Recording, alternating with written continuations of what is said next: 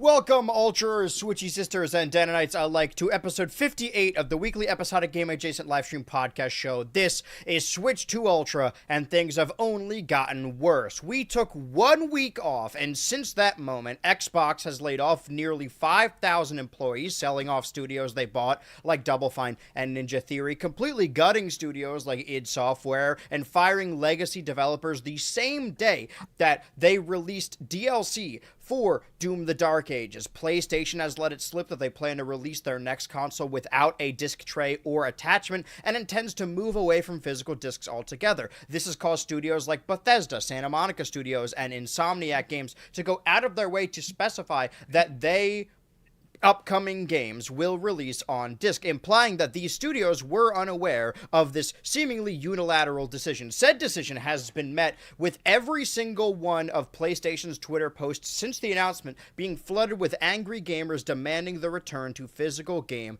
releases, to the point where the emulation community has rallied to get a PS5 emulator working on PC. As of this podcast today, they have managed to boot up the title screen of Astrobot, one of the few games that is still only playable on the PS5. And this all comes weeks after Rockstar's decision to release a physical version of Grand Theft Auto 6 without a disc. The reason this is a terrible precedent is because only weeks ago, Sony delisted over 500 movies and thus removed them from the users' libraries, even though they have already paid for them, as well as the PlayStation 3 and PlayStation Vita stores shutting down. On the Nintendo side of things, service for Mario Kart Tour is closing down, leaving certain exclusive tracks lost until they decide to port them to a later game, just like how they've randomly added new Knockout Tour paths to Mario Kart World last week. If you attend San Diego Comic-Con, you can even have the opportunity to play Nintendo Switch Sports Resort against the Rizzler. Of course, outside of their control, it seems that more information of Pokemon Winds and Waves, including the presence of 300 unique Pokemon and forms, has leaked from previously compromised Game Freak files, and it seems the Brazilian government has leaked a title filed by Nintendo of America listed as Metroid Ravenous. This game has been rated in Brazil. All of this on top of Emmy snubs, SCP movies, Portal rumblings, and a My Babysitter's a Vampire hoax. But first, we have Rhythm Heaven to cover. I'm your co-parent, BHultra. And I'm your co-parent, Switchy. And I'm your Funkle Dan. And have either of you had the opportunity to pick up the newest Rhythm Heaven game? Not yet. Okay, good. I have. And Dan, strong feelings about Rhythm Heaven. How much of Rhythm Heaven groove have you gotten? I feel like you've probably logged a couple more hours than I have. No, I don't know how far you've gotten. I'm only up to like the third set of stages at the moment. It's been a pretty crazy week, so I just got past the second remix, and I beat the chopping stage, and now the next stage, I'm dreading it because you were saying about this, it is the moon. So yeah, I look forward to that. I don't know if the moon is just me, if only I was having a problem with it. But no, I've been seeing it online. People are not happy about the moon. Yeah, it's just like, I don't know. It's easy to be like, oh, it's something wrong with the game. It's not something wrong with me. But there are a handful of games, and maybe I'm just not seasoned enough in Rhythm Heaven, that it kind of seems like the visuals don't even necessarily line up with the rhythm aspect itself, to the point where, and we talked about this, I think we had the exact same situation happening with the track and field stage, where you are prompted to either jump over a track or duck under a track with it's a Rhythm Heaven game, so it's always prompted by a sound effect. And for me, I want to see if I can find the clip, I legitimately just had to blindfold myself to actually get it done, because looking at the screen, I don't know if it's just because there's a level of distraction or the screen, the visuals itself didn't line up with the music, but it was genuinely harder to hit the rhythm parts of the rhythm game while looking at it. Yeah, I would either put my head down or just covered it with the visor, and then I just didn't miss any after that, give or take a handful of hits. But I don't know if you tried any of that side mode either. What I did was, I think those 3 remixes, because is it 4 different challenges and then a remix, or is it 5 different challenges then a remix? I think it's 4 then a remix. Okay, 4 then a remix. I think there's 20 remixes in total.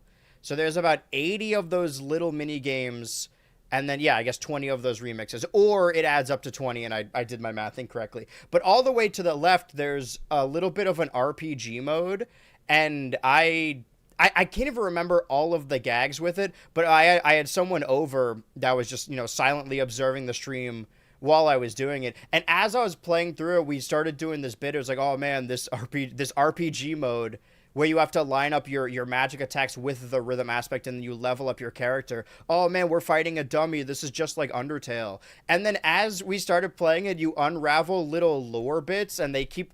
Like, there was one bit where they specifically said the word determination, and it's a lot like when I saw Hokum with all the digital circus stuff. Like, the bit kind of just unraveled from there, and it lined up weirdly perfectly because it is a modern game. Rhythm Heaven is not safe from the lore snippets hidden in little pieces of paper. So you can unlock story mode or unlock, rather, memoirs from the RPG character to put together their story. And I get the feeling it's going to resolve into like some kind of gag story. But I like the idea that Rhythm Heaven now has like Metroid Prime level scans or like Kirby level statues where there's going to be some deep lore that's tied to all of these collectibles that you can get throughout the game.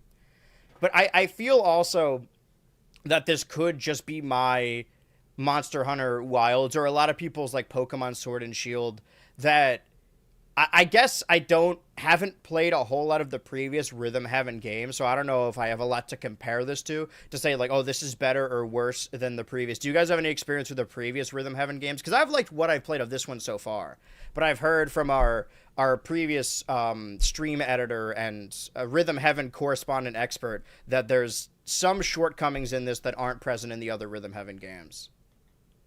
I wouldn't know. I've only really played bits and pieces.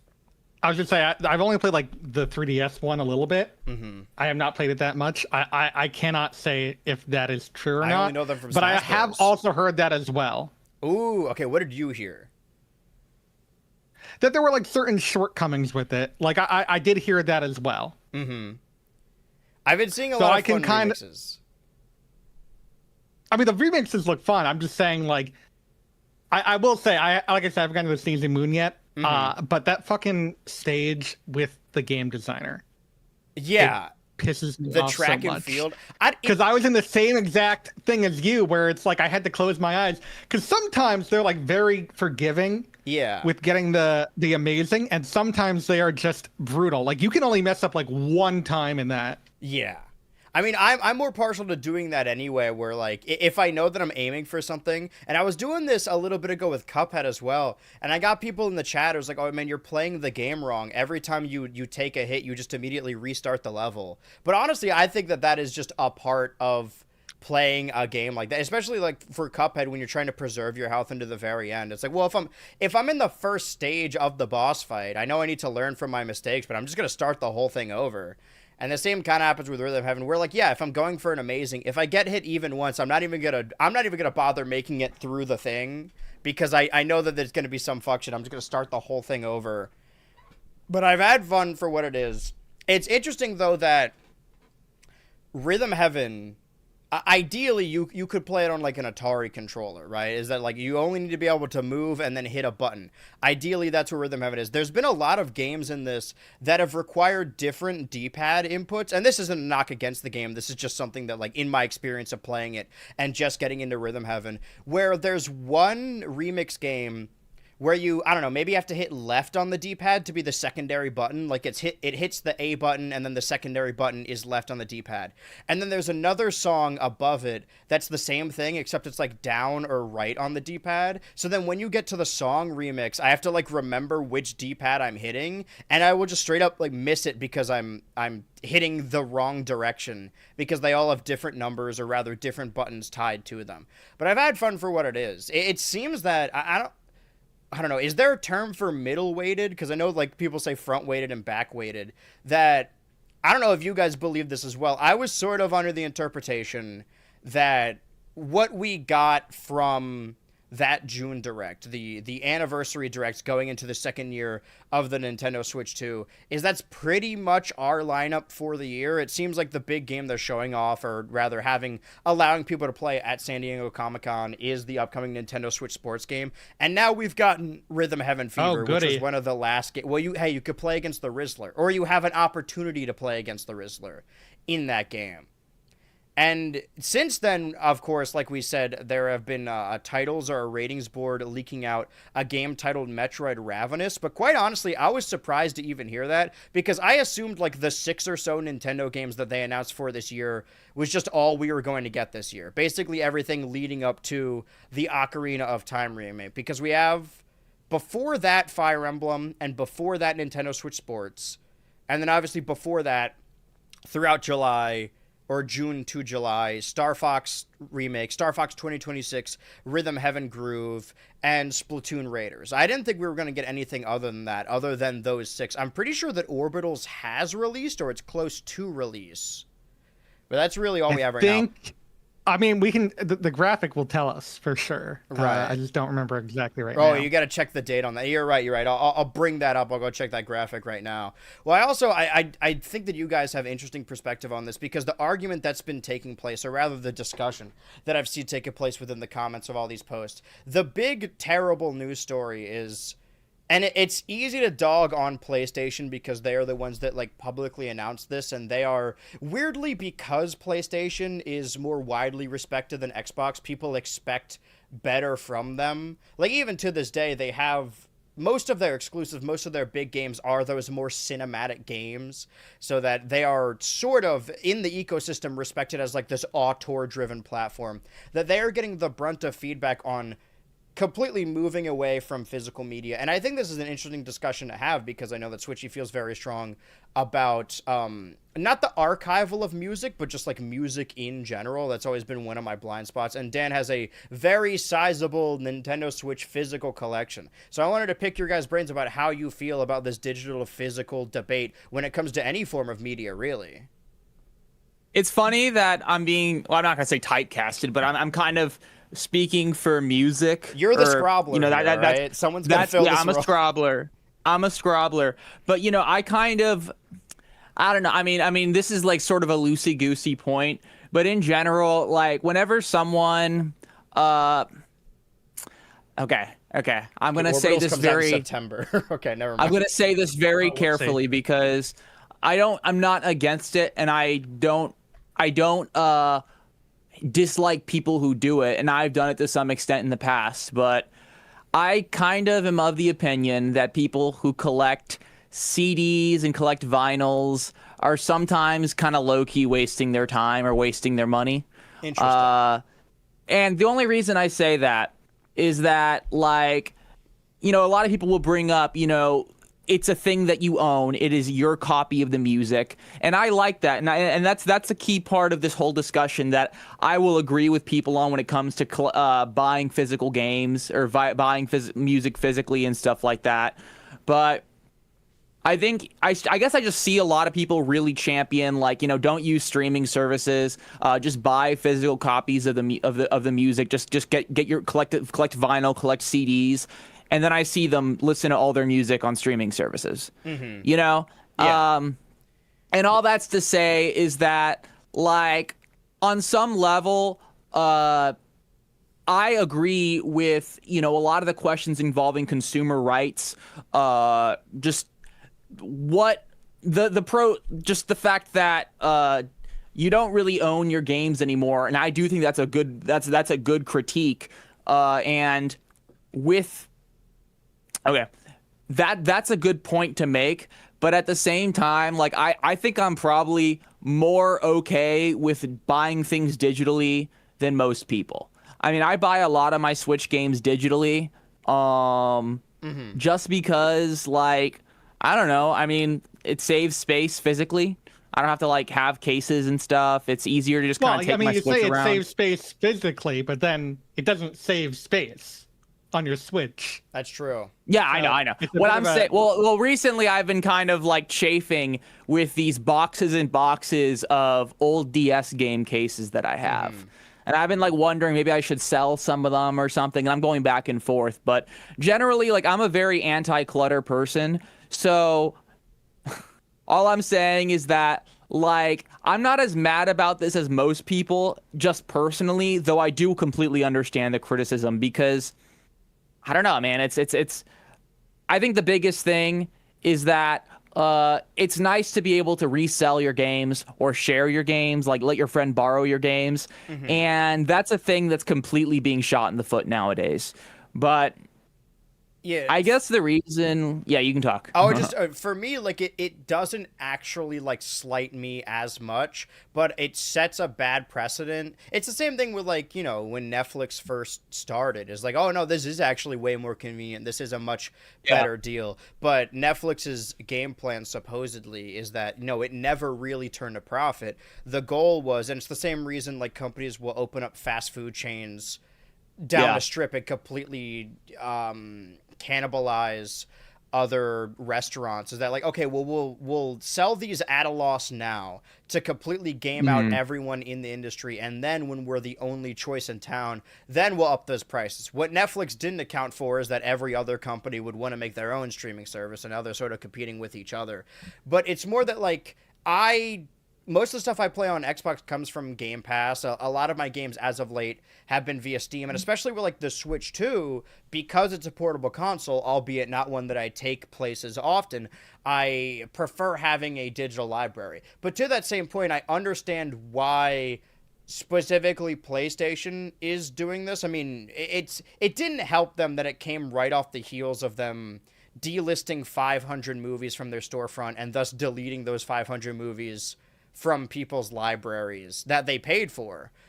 And I believe the PlayStation... That's what fucks me up. Yeah, I believe the PlayStation Store also has something called like... I forget... Is it something pricing, where like depending on if you have an account or not... Oh, it's variable. Yeah, variable pricing, where they could charge you different for something. I honestly don't think... Like, there's a discussion to be had when it comes to game preservation or games in general, where whenever people say anything about losing something, lost media, not being able to hold up a game, there's a really small, low opacity asterisk that means legally. Like, you can't legally do any of these things. Yeah. But there have been a lot of games that have delisted. I mean, like, a couple years ago, I just started emulating the 3DS eShop library because they said they were going to shut it down. So yeah, while it's true you can't legally do any of these things, like, I don't think you need a reason to pirate anything. I think everyone is free to do whatever. But I'm imagining like a Gotham-esque, like, creating a villain backstory. If I had 500 movies on my PlayStation and they just got removed because the rights ran out, I would become the world's leading pirate online. Like that would immediately, I would go to that. So I understand the discussion, but when it comes to like any game, whether it be like, oh, this is priced this amount for you, or you don't actually own your game, and there is an argument to be had there.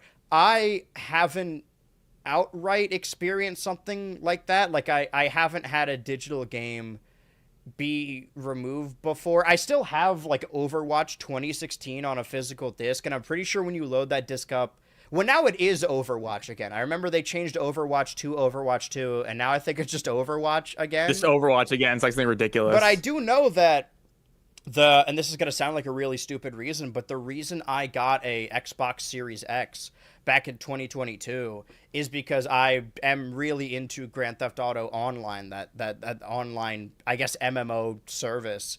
And there was a month period of time where you could transfer your save to PC, and then you could never do that again. So if you wanted to transfer your save, you could only transfer it to the console. And then they announced, oh, we have this expanded and enhanced version coming to next-gen consoles like PS5, Series X, and you could transfer your save. And then they also began shutting down the online services for the 360 and the PS3, which happens. That's just what happens with older games. I'm not surprised that the PS3 store and the PS Vita store are shutting down, because we've seen it so many times with companies like Nintendo.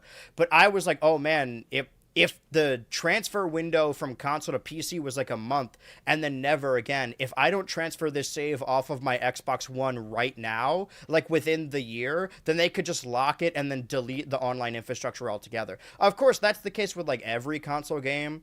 And now there are fan-made projects for even like Phantasy Star Online, which people have been playing for generations now.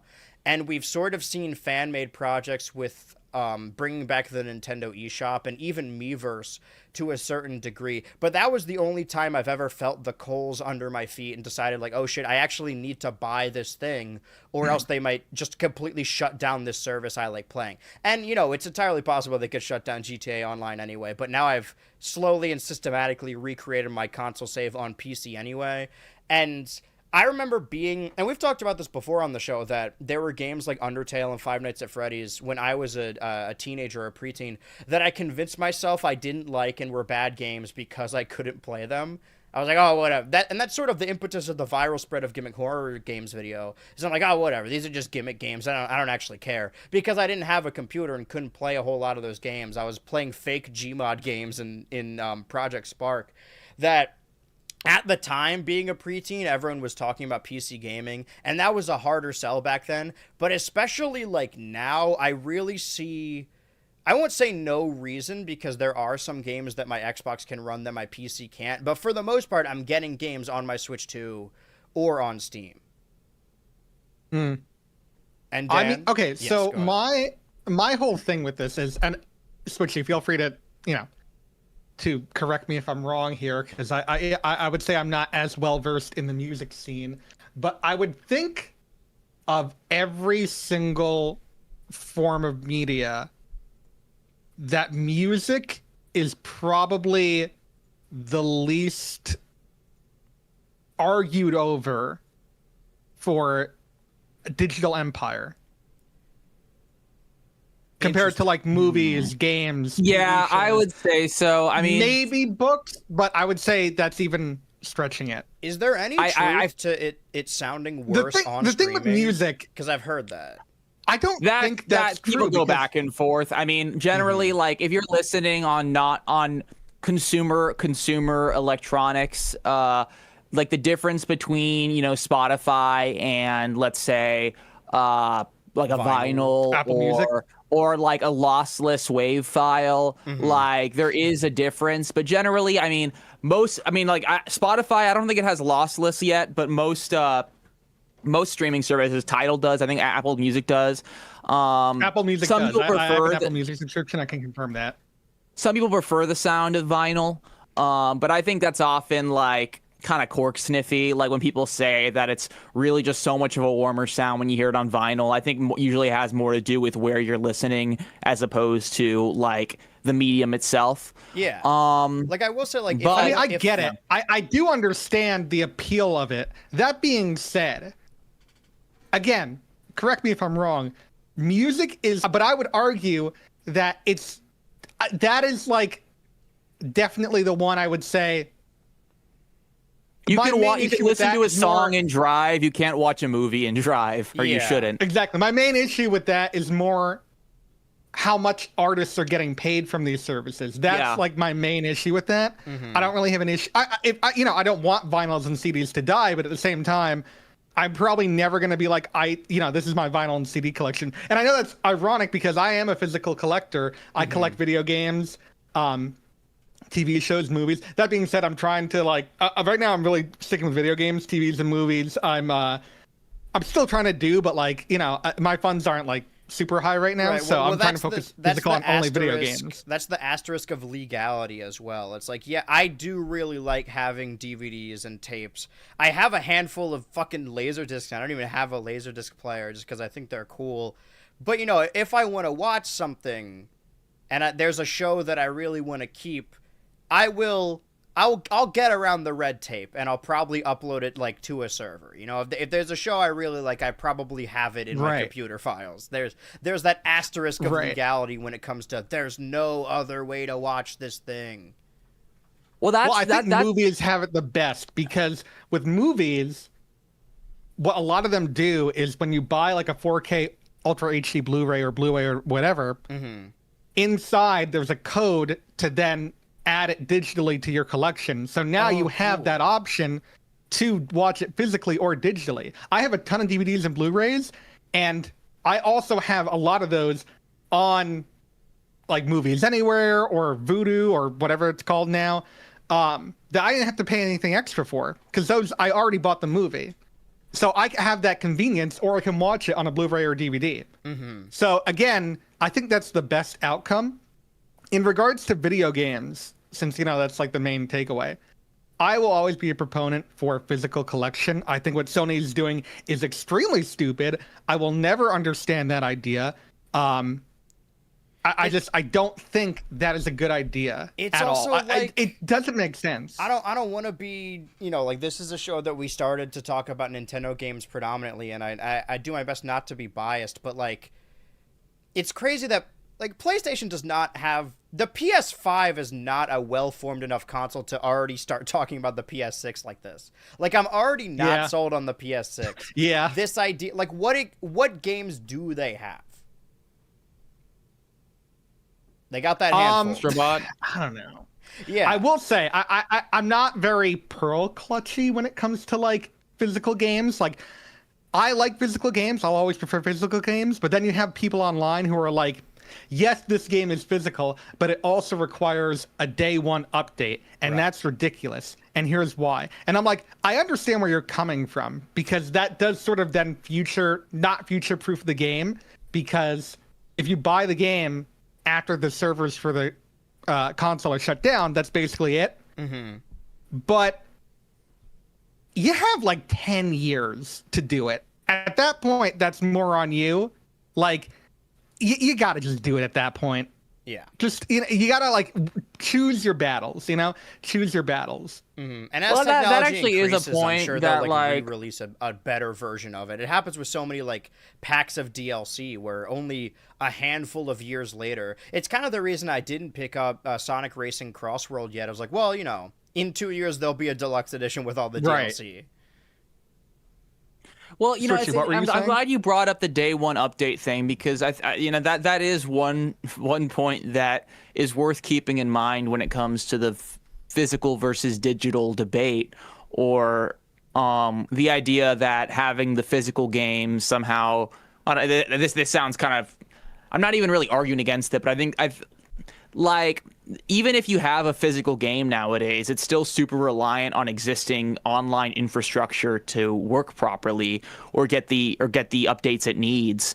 And that's just a whole other axis to, I don't know, just the fact that everything is so reliant on some, just rolling services, rolling updates and stuff like that. But I want to get back to I'm glad Andrew brought up piracy in general, because I was thinking to myself earlier, like, why am I not that pissed off?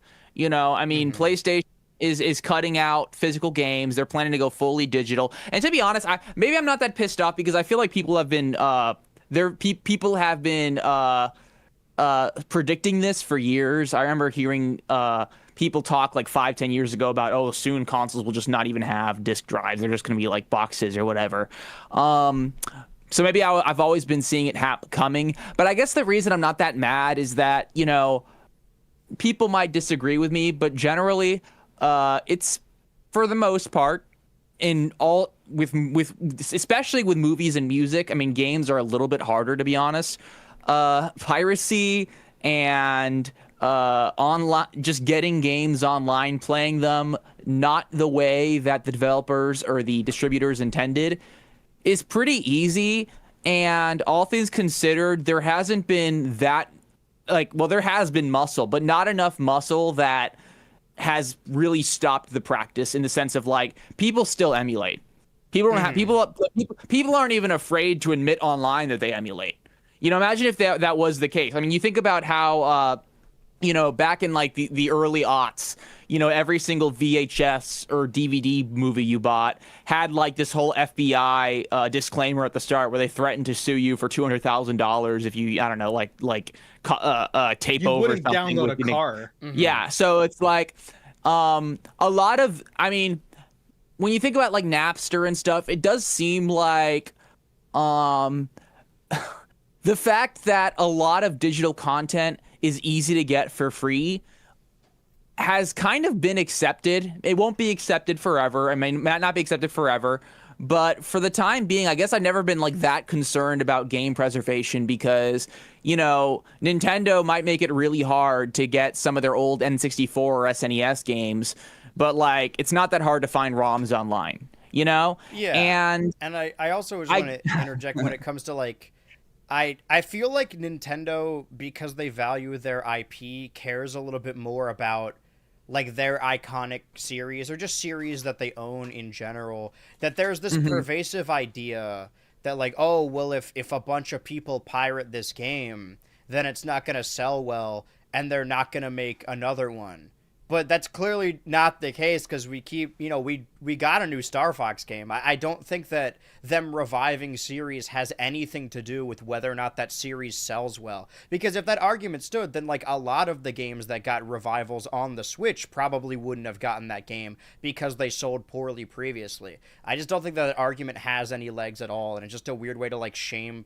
I feel like piracy shouldn't be a moral thing at all. We talked about this before when Tomodachi launched that. There were a lot of people, specifically with the Avatar movie, which I guess now we actually have a release date, saying that like, no, I'm pirating this. I'm watching this now because Paramount or Nintendo are like immoral companies. It's like, well, no, you're not. You were gonna do that anyway. And you want to watch? Yeah, I mean, there's don't morals on don't both try sides. to take a moral grandstand. Right, and it's the same thing And with I like, also oh, can't stand don't when they do pirate... that with like Yeah, go ahead. independent stuff. Like if you're doing it with like a Nintendo like AAA game, I still am like, you can wait a little bit before you pirate it. Like it just came out, but I'm not going to be like all grandstandy about it. But like if it's an indie game, like don't be a dick about that. Like you really didn't have $20. Yeah, like just that, for this that's one game that can give you egregious. hours. Like, just get that game. It's not that bad, or just like save up for it a little bit for anything in like the $20 margin. But like, you know, the argument of like, oh, this poor company, they're not going to make any money on this new game if you pirate it, and they're never going to make another one. I don't think that's like ever been true. The only example I can kind of think of is there was I think was it X-Men Origins Wolverine, whatever that Wolverine single movie was.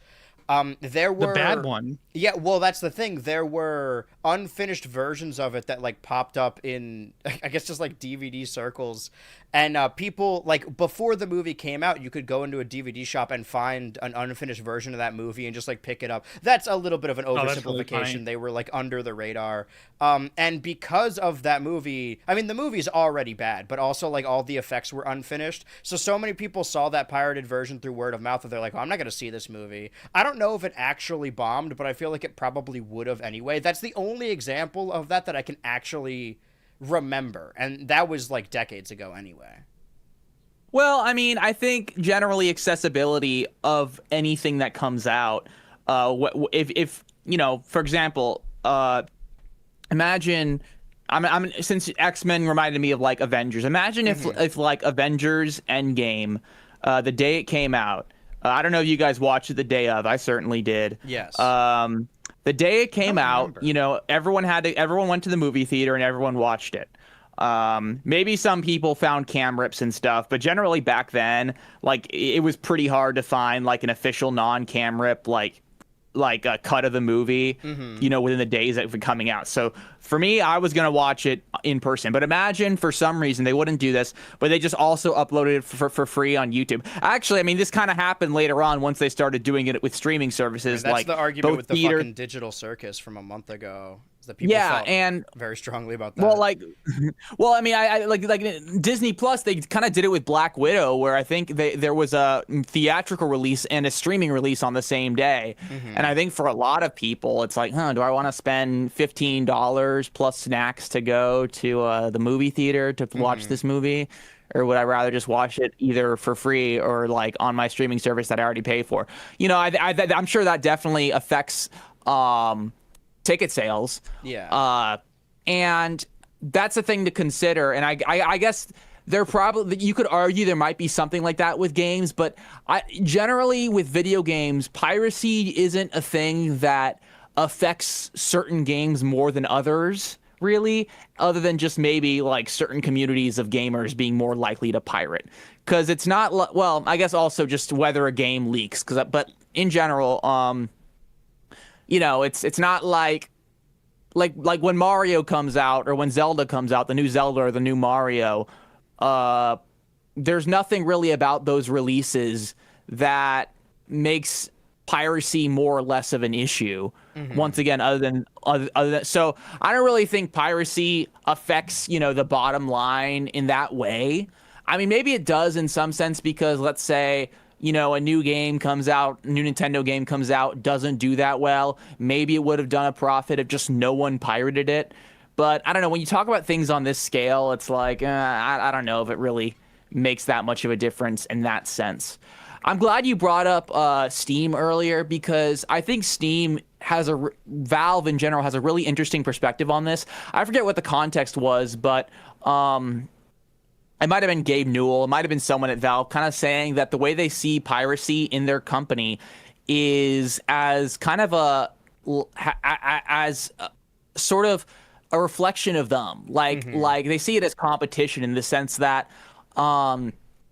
if you'd rather buy a game, like pirate a game on Pirate Bay or whatever, some people do that for everything. But there are people like me who I'm like happy to buy a game on Steam if it's relatively affordable and I can kind of integrate it with my existing Steam library on the Steam ecosystem with my Steam account and stuff like that. Same goes for Nintendo. I mean, I like having my Nintendo account. I like having my hours be counted. I like having everything in that place. And because of that, like honestly, I'm willing to buy a video game. And I think there's a lot of people like me who are like down to buy the video game for real. I mean, I don't want to seem like, just like, oh, good little consumer that eats up everything in the companies, but like I like going somewhere. Like it's the argument of if there is a cam rip of a movie the same day that it's in theaters, I like going to the movie theater. And for a console or a video game, I like going to those GameStop midnight releases. Like I don't find that cumbersome. I find it really fun. And I was watching, my partner watched someone react to episodes of One Piece, and I kept thinking about that one clip that like goes viral on TikTok on occasion of like this one has-been hotel fan crying when I think Angel Dust is singing a song about themselves and they're like, no, Angel, don't cry, and everyone like memes on that. But like that's what a reaction video is. Like, would you rather them sit there and not say anything? Like, yeah, they might be playing it up a little bit, but there's a discussion to be had about like mindless consumers that just take the next thing over and over. But sometimes engaging with these things is fun. Watching movie trailers is fun. Going to the theater is fun. Watching video game trailers is fun. Going to physically pick up a video game. Sometimes you just want to be a part of that. And while there is a cheaper alternative, you're sort of losing the social aspect of it. And there's nothing wrong with that. If you want the game and it's easier to pirate it, then go ahead and do that. But I think that you're not wrong, but I think the example you used is really funny because of another personal story that I was in senior year of high school when Endgame came out. And we had bought like 12 tickets for like a row of our friends to go. And it was opening night. It was like Thursday night. And we were all getting off school. Yeah. We were going to come back to my place. And we bought tickets for everyone, and we've been planning this for weeks so that way we weren't spoiled. Because I worked at a movie theater at the time, and I had a shift the next day, so I knew like if I didn't see it then like I would walk into the theater to clean it, and it would show me fucking Steve Rogers, Joe Biden. And that day in our computer class, or maybe like on the drive there or whatever, my buddy Ryu, who went with us in a group, found the script of the movie and was reading it. And he's like, yeah, I want to know what happens. And I'm like, Ryu, we're seeing it in 5 hours. You can't wait to see this movie. You're reading the script. We have tickets in our possession right now. And that always struck me as odd still to this day. But yeah, there's, it doesn't personally slight me. I honestly think that the whole thing is funny, but like, it's a nasty precedent to set. And I think I said this before, that I'm in an incredibly privileged position to, over the last couple of years, accumulate a PS5 and a Series X and now a Switch 2 and a decent enough computer and even like a Steam Deck that's collecting dust. I don't see a need to buy a new console for like a decade, especially with how long these generations last. I think I'm honestly surprised that they're even considering a PS6, because even if the PS6 did have like a disc tray and they backpedaled on this and all this was left by the wayside, most people already aren't sold on a PS5, so like what could they possibly do for a PS6 that would want me to buy it? I mean, I got a PS5 to play Astrobot, and that was what, 2024? That's halfway through that console generation. It still feels like this Series X and the PS6 just got started. So regardless of all of the recent digital versus physical debate, I see no reason to get these consoles anyway. Like I think I understand why they do it. You know, a big part of the Nintendo Switch's early pitch was that first trailer when they showed off Skyrim running on the Switch. It's like, whoa, this is like this huge open world game that you could play on the go now. And they've tried to replicate that with Elden Ring, which still hasn't released on the Switch 2. But that, I understand why they do it, but I don't really care about that. Like, if there's a big third-party game, I've probably already played it on PC or Xbox. I have a Switch 2 to play Nintendo games. Like, I'd much rather do that. And the same applies to anything with PlayStation. Maybe it's just because I like the deal of Game Pass, or I grew up playing Xbox anyway. Like, if there's a third-party game, if it's a multiplayer game, I'm getting it on Steam. But if there's a third-party, like, campaign game, just because I'm so used to the controller and prefer the controller, I'll probably just get it on Xbox. That's basically my third-party machine. Because we meme on PlayStation on having no games, but, you know, Xbox doesn't have anything either. They just have Game Pass. So for me, the PlayStation is a little higher of a sell that I need to... For me to get a PlayStation, there needs to be games specifically on PlayStation that are worth getting a PlayStation 4. Not to be confused with the PlayStation 4 or the Xbox One and the first Xbox, which are different Xboxes altogether. But I'm out. Like, I have all these consoles I don't need anymore, and I think I would be surprised if there's like a new game that comes out in the next 5 years that can't run on the, what are we in? Is it Generation 9 or are we past that? I think 9th gen hardware. We're still on 7. Are we on 7? I thought like GameCube and stuff was like 6. I don't remember anymore. I thought that was 4. What? That can't be right.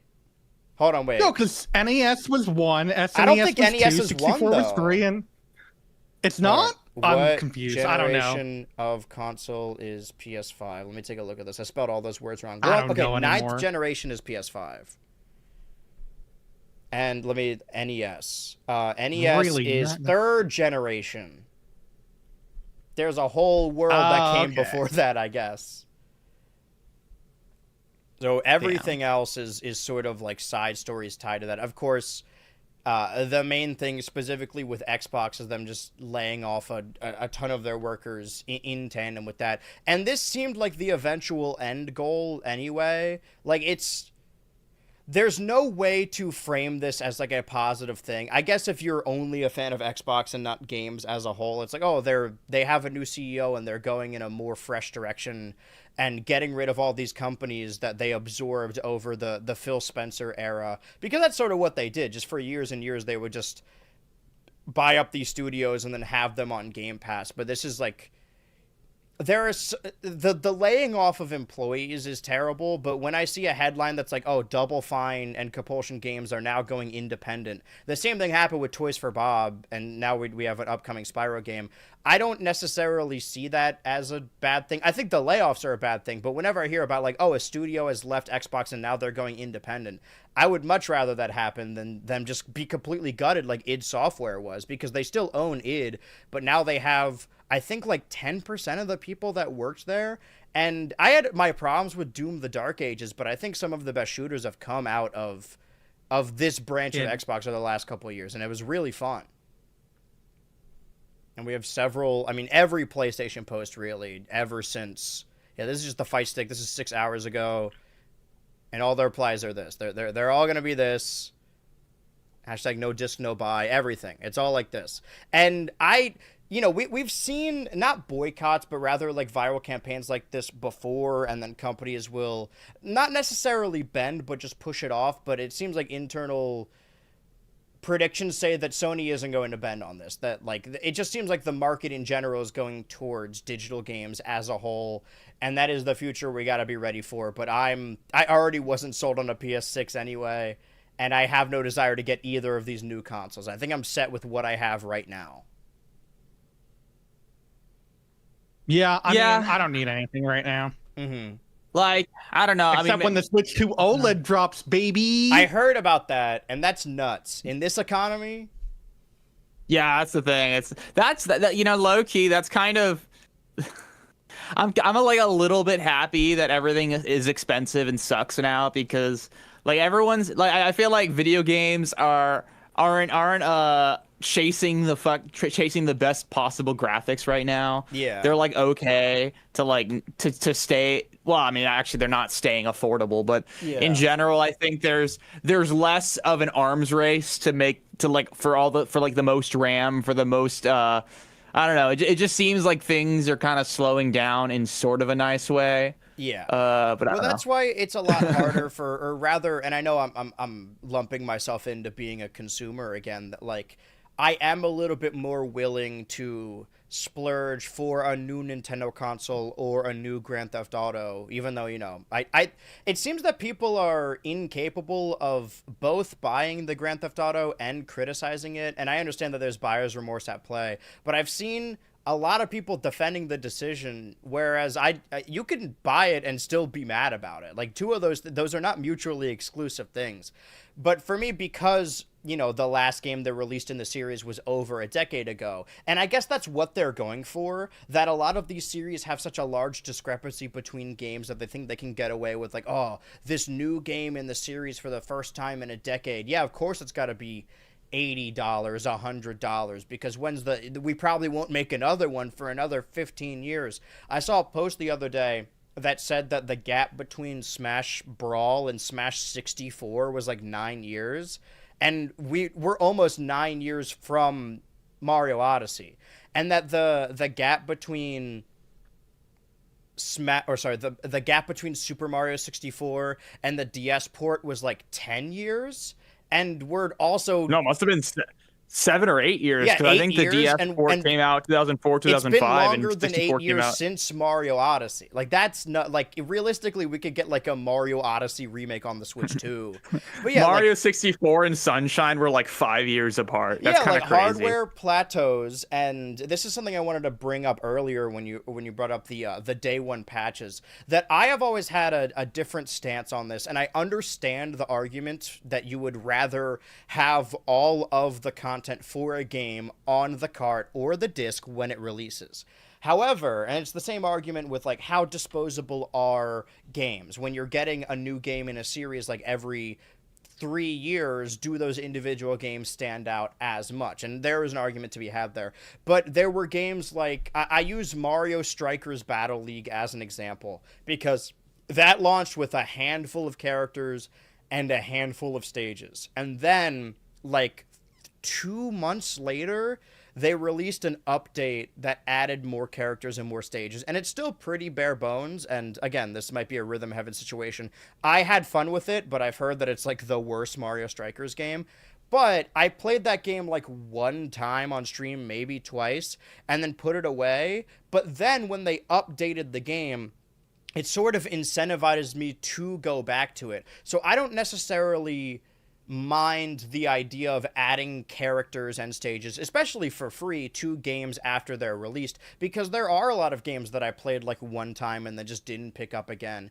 Case in point, in between episodes of Switch 2 Ultra, I don't know if it was a mistake or a bug or something, but they updated Deltarune Chapter 5 to have very important, like a lore snippet that was just missing from the actual Chapter 5. And the thing about Deltarune specifically is that I won't even say a handful of days, in like 24 hours, these games get completely, not decompiled, but people find the secrets. It's fun to load up the game without knowing anything and not look anywhere else on the internet and try and find stuff yourself, but you go in with the knowledge that in like 24 hours, everything's going to be posted.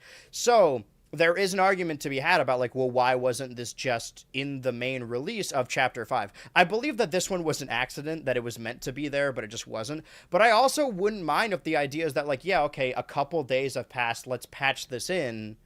So now that it is there, and it also gives people an opportunity, because the argument from Rockstar to only releasing a digital version of the game is to avoid spoilers. Now, that's a crock of shit. I don't believe that at all. That's dumb. Yeah. That's terrible. But I do think that with a game like Deltarune, I could swallow that pill a little easier because, you know, I've already paid for the game, and it's the same argument with Deltarune that how do you rank it? How do you talk about this game? Is it even a good game if it's unfinished and released in chapters? But I've already paid for it. Like, I bought Deltarune. I know that every subsequent chapter release is just the game that I already have. It's not going to cost me anymore. And I've actually really liked the chapter release system. And no, I guess it's because normally I don't care for story games, but I feel like a lot of games could benefit from releasing games like that. I think it's been a lot of fun of having... Granted, I only got into Deltarune the last couple years, so I didn't have to do the 3-year wait that everyone else had to do between chapters. For me, the entire time I've been a fan, there's been a new chapter every year. And it's kind of fun every June to do a new chapter. But I understand why a lot of them don't. I guess not case in point, but sort of example that we've talked about how strange it is that Mario Kart World doesn't have proper, like, paid DLC or any character DLC. But actually, in the year it's been out, they've been sort of releasing major updates for it. And the one that came out right after we finished filming Switch 2 Ultra 2 weeks ago was, I think, yeah, they added 2 new Knockout Tour routes. Like, there's no additional stages, but there's just different paths between them, right? Yeah, no, there are so. no additional stages. It is Right. just different stuff between them. Yeah. Mm-hmm. Yeah, like I find this fun. It's another little thing that it's like, oh, it does incentivize you to play it. There's a lot to be said about the dredges of modern game design or modern gaming in general, but I do like that some games just keep having a skeleton crew to, like, slowly update over time and just add little wrinkles to it. And I think it's fun, especially if you already have Mario Kart. I wouldn't mind something akin to, I guess a battle pass is a bad idea, but just, like, you know, slow updates over time. Like, oh, this game that I already like, especially because in reference to Deltarune as well, I kind of do like the purposeful red tape because as an adult, it is a lot easier to just completely slurp up everything a game has to offer. So the idea that there is more there after the fact to keep you coming back, I like that a little bit. For most games, I'll, like, play it for a month in a row and then fully complete it. But something like Tears of the Kingdom, which I've been slowly whittling away at over the last, like, 3 years now, and now I'm really incentivized to finish it ahead of a new 3D Zelda that we also haven't seen anything more about. But I want to get into the Metroid Ravenous of it all, because all we know is the title, and we know that it's rated T for teen. So it could be any Metroid game, but considering that it's just Metroid Ravenous and not like Metroid Prime or anything else, I'm hoping, it seems that the belief is that it's a direct sequel.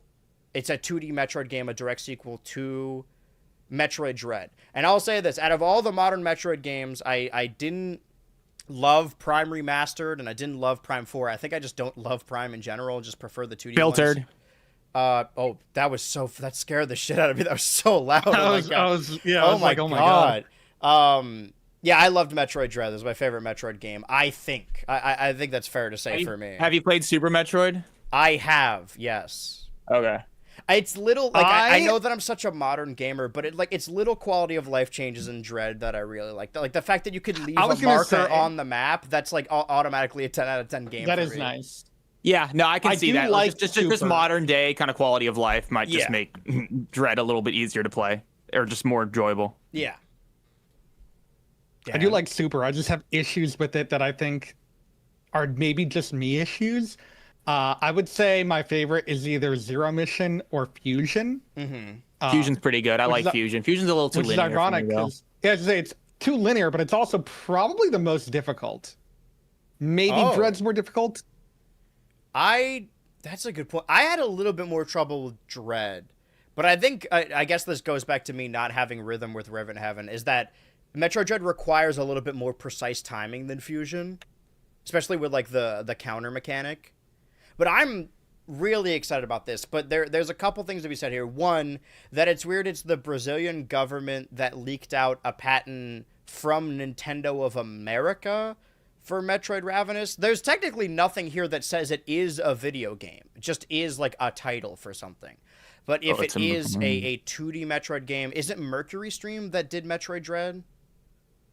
Yes, I think so. I have to imagine that they are also. It was the same people who did Samus Returns, Samus right? Returns. Yeah, I think it was Mercury Stream. I have to assume that it's the same team, and it makes sense, right? Because Metroid Dread came out in 2021. That was 5 years ago. But again, earlier this year when we got that direct lineup, I kind of thought that was just going to be it. I thought that we have the year, so the fact that this is coming out. I guess it doesn't matter if it's either released in a direct in September, which I guess is coming up now. It's like 2 months out, or if it just like not shadow drop, but like in the same way that Star Fox was, that all of a sudden they're like, hey, we have a Star Fox direct, and there was like a 15-minute trailer to show off the new Star Fox. I imagine it would be closer to October if it is even releasing this year. I don't actually know a whole lot about the proceedings of this because it's possible if they're just patenting a title that we might not see it for a good long while. But I'm excited because I love 2D Metroid a little bit more than I love Metroidvania in general. But do you guys, is this anything? Do we believe this? Is this going to be a game, or could this be something different altogether? What's the level of believability here? I think if it was like a movie or something, there would be like some sort of there would be something in the producers, distributors that say something like something motion pictures or whatever. Mm-hmm. So it's like if this is real, it's probably a game. Yeah. I mean, there's a world where this is just the title of like an Orlando ride that they're planning, and that's like worst case scenario. Right? Is there? I wonder. Well, well, no, they would probably say like Universal or something. They probably say, because I don't know. I don't know enough of the business, but honestly, for what it's worth, like because Metroid Dread was just, it's funny because Metroid Dread was what people wanted when people wanted it. Yeah. And then Metroid Prime 4 wasn't, and that's always been like so funny. It's like, oh, you guys couldn't. Because like everyone hates Metroid Prime 4 at this point. Well, I don't know if everyone hates it, but like... I mean, to be fair, Dread was announced the year it came out, like 4 months before it came out. So there's less of that, like, that's probably part of it, too, is just like, holy shit, that new 2D Metroid with these cool-ass robots. Like, all right, cool. So that's probably a big part of it. But in general, if this is anything like Metroid Dread, like, I think we got it's a good chance of just being, like, a pretty damn good game. Like I don't know. If this is confirmed. Like I think, oh yeah, we're gonna have a good time with this. Because, I mean, of the year we have for Nintendo, it's the thing I'm most excited about. I mean, we haven't even seen. Probably anything. saying. I mean, like, oh, you got excited? Yeah, I mean, if it's coming this year, right? I will say I'm probably kind of excited. Okay, I'm not expecting to like Fortune's Weave that much. Like, I'll probably enjoy it, but I don't know. I mean. I don't know. I think like right now I'm just not that into modern Fire Emblem. I don't know. The new Zelda, the Zelda remake. I think I'm looking forward to just the discourse. Yeah, I'm certainly intrigued about its existence. Like people are gonna say funny shit about it, even if it's like somehow like really good. I think it's gonna be an entertaining game to pay attention to. But I don't know. Like if this is anything like Metroid Dread, I think you can expect it to be pretty good. If like at worst, maybe something like Metroid Dread, maybe just a little bit more lackluster, not as interesting, but still on a good foundation. So yeah, I don't know. I'm probably pretty excited for this in terms of like a fun video game. Yeah, if they're building off of the engine of Dread to make new games, that's what I was hoping for Metroid Prime 4. Like I really hope that Prime 4 isn't just the Metroid Prime for the Switch 2. I'd like for it to be a new trilogy. Even though I didn't love Metroid Prime 4, I don't want there to be another... What was the gap between release? Like 8 years? I don't want there to be another 8 years between primes. Like I want this to be infrastructure. But Corruption came out probably like 2008, 2009, so it was like 17, 18 years. I just mean from like announcement to... No, you have a... That's a good point, actually. Yeah. Yeah, I mean the thing about are you forgetting Federation Force? Oh yeah, right. There was well, that one of the things that I was watching Arlo talk about it the other day, and he made a really good point that there hasn't been any milestone for Metroid Dread selling to the extent that it's very likely that it may have not even sold 1 million copies, or at best it sold like just under 2 million copies. Isn't it the best-selling 2D Metroid game? I'm talking about Metroid. Did I say Metroid Dread? I meant to say Metroid Prime 4. Oh, okay, yeah. So far, it doesn't seem like Metroid Prime 4 has done that well. Right. And it's the same thing we were talking about before. Like, oh, if this game doesn't sell well, they'll never make a sequel. It's like, I don't think they really operate like that. They kind of do, I would imagine. I mean, at least, occasionally they will, throw less successful franchises a bone. I mean, they did that with the Star Fox remake. I just think they're more focused on their IP because now that they're making movies and theme park rides, they're more willing to have a loss to make like a new F-Zero or whatever, just so they can have a game for people who watch the F-Zero cameo. We'll say there's a new movie. F-Zero. We'll say F-Zero is a game series they want to bring back when they finally bring it back. But yeah. No, in general, I think a lot of the core Nintendo franchises, the ones that are like well within the Smash Bros. Canon, they're willing to throw it a bone every now and then to maybe kind of give it some new wind. But I mean, if Metroid, if Samus wasn't, a core Nintendo mascot, like I think the franchise probably would have just never just stopped years ago and never come back. Yeah. Which is sad because it's good ass games, but it's one of the tough market. It's one of the 6 that they own entirely. I think it's Mario, Zelda, Pikmin, Animal Crossing, Star Fox, Splatoon. Splatoon. Do they own Splatoon? I guess it's number 7. It's been knocked down.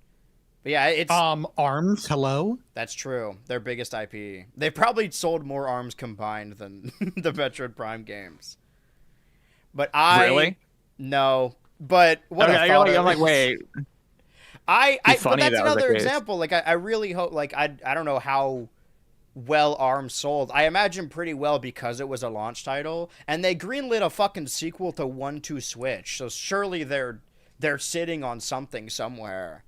And I do think that a lot of their market is held up by nostalgia specifically. And there's been nothing outright revealed, but I get the feeling that this Star Fox remake was fast-tracked because they learned that he was going to be in the movie. Or rather, they decided he was going to be in the movie. And they thought, like, oh shit, we should probably have a game to tie into it. Because if you remember, like, before Princess Peach's Showtime came out, she had a different face on the cover, and then they changed it to the Illumination Peach on the box art. I did not like that. It right, did not but the idea is that it came out shortly after the movie. It's like, oh, well, Princess Peach is a little bit of a heroine in this movie, and if you want to play a game, you should play this game, because there were no other Princess Peach games that you could buy if fans of her character from the movie.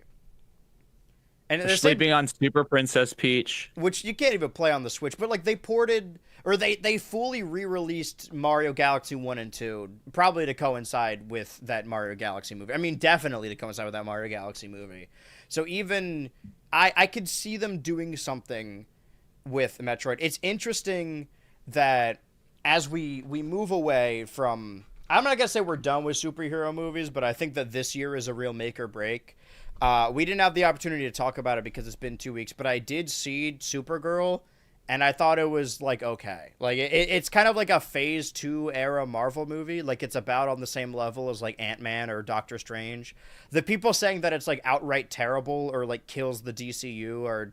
That's insane to me. Like, there's no way it's any worse than those other movies. Like, weirdly enough... Am I not moving? Oh, no, there we go. I'm moving, bobbing up and down. Weirdly enough, Joss Whedon always wanted to make a Supergirl movie, and this one, I'm not saying this as an insult, but it does feel like a 2014-era Joss Whedon Supergirl movie.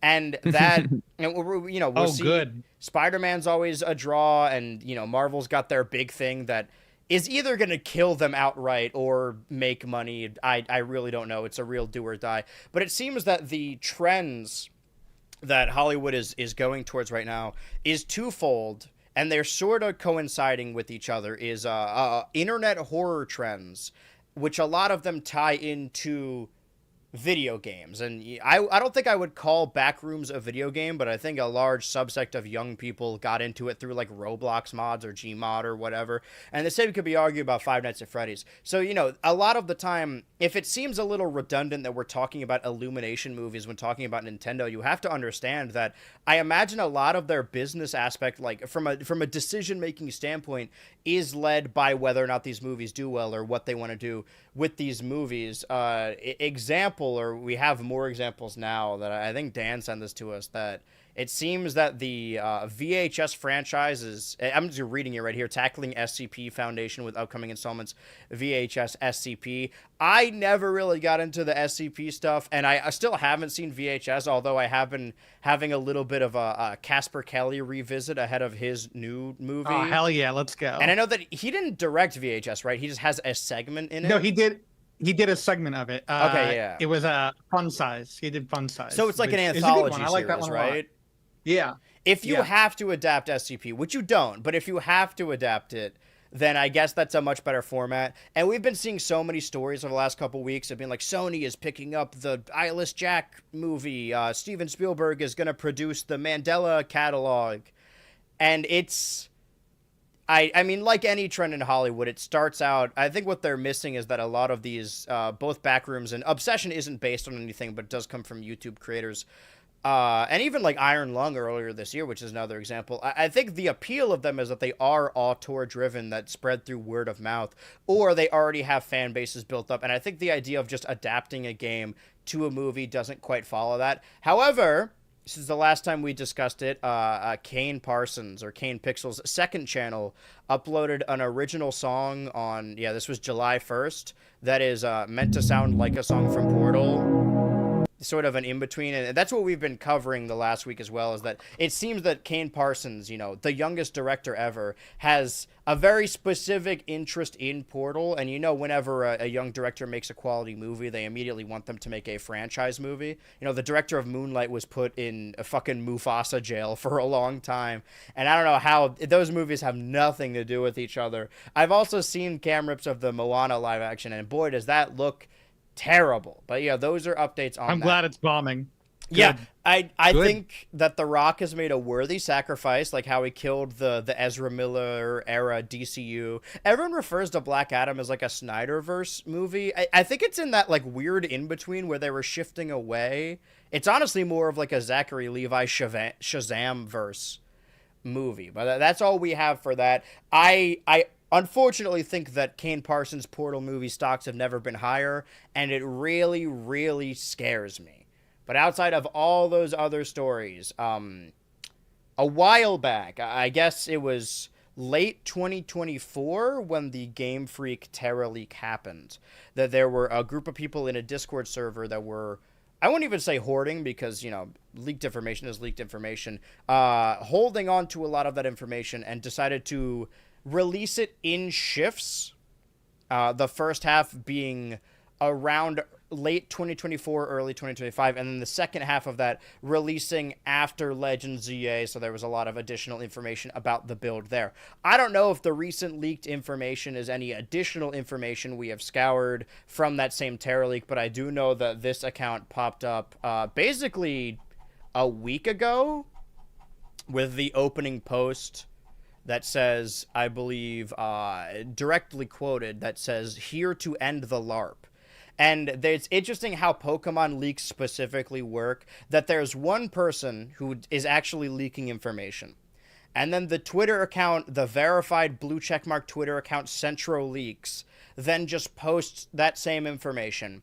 And then Nintendo YouTubers will make YouTube videos about the leaks, and they will quote Centro Leaks as the leaker in the description. So it's all just a rabbit hole to see who's quoting who. We're getting a little bit of a telephone game. And there are individual things here like, oh, there's going to be a regional this thing or a regional that thing. Oh, look at all these little Riddler images. But I think the main story that people have been focusing on is that apparently, and this has been backed up by multiple leakers, whether Winds and Waves Pokemon game is going to feature 300 unique Pokemon slash forms.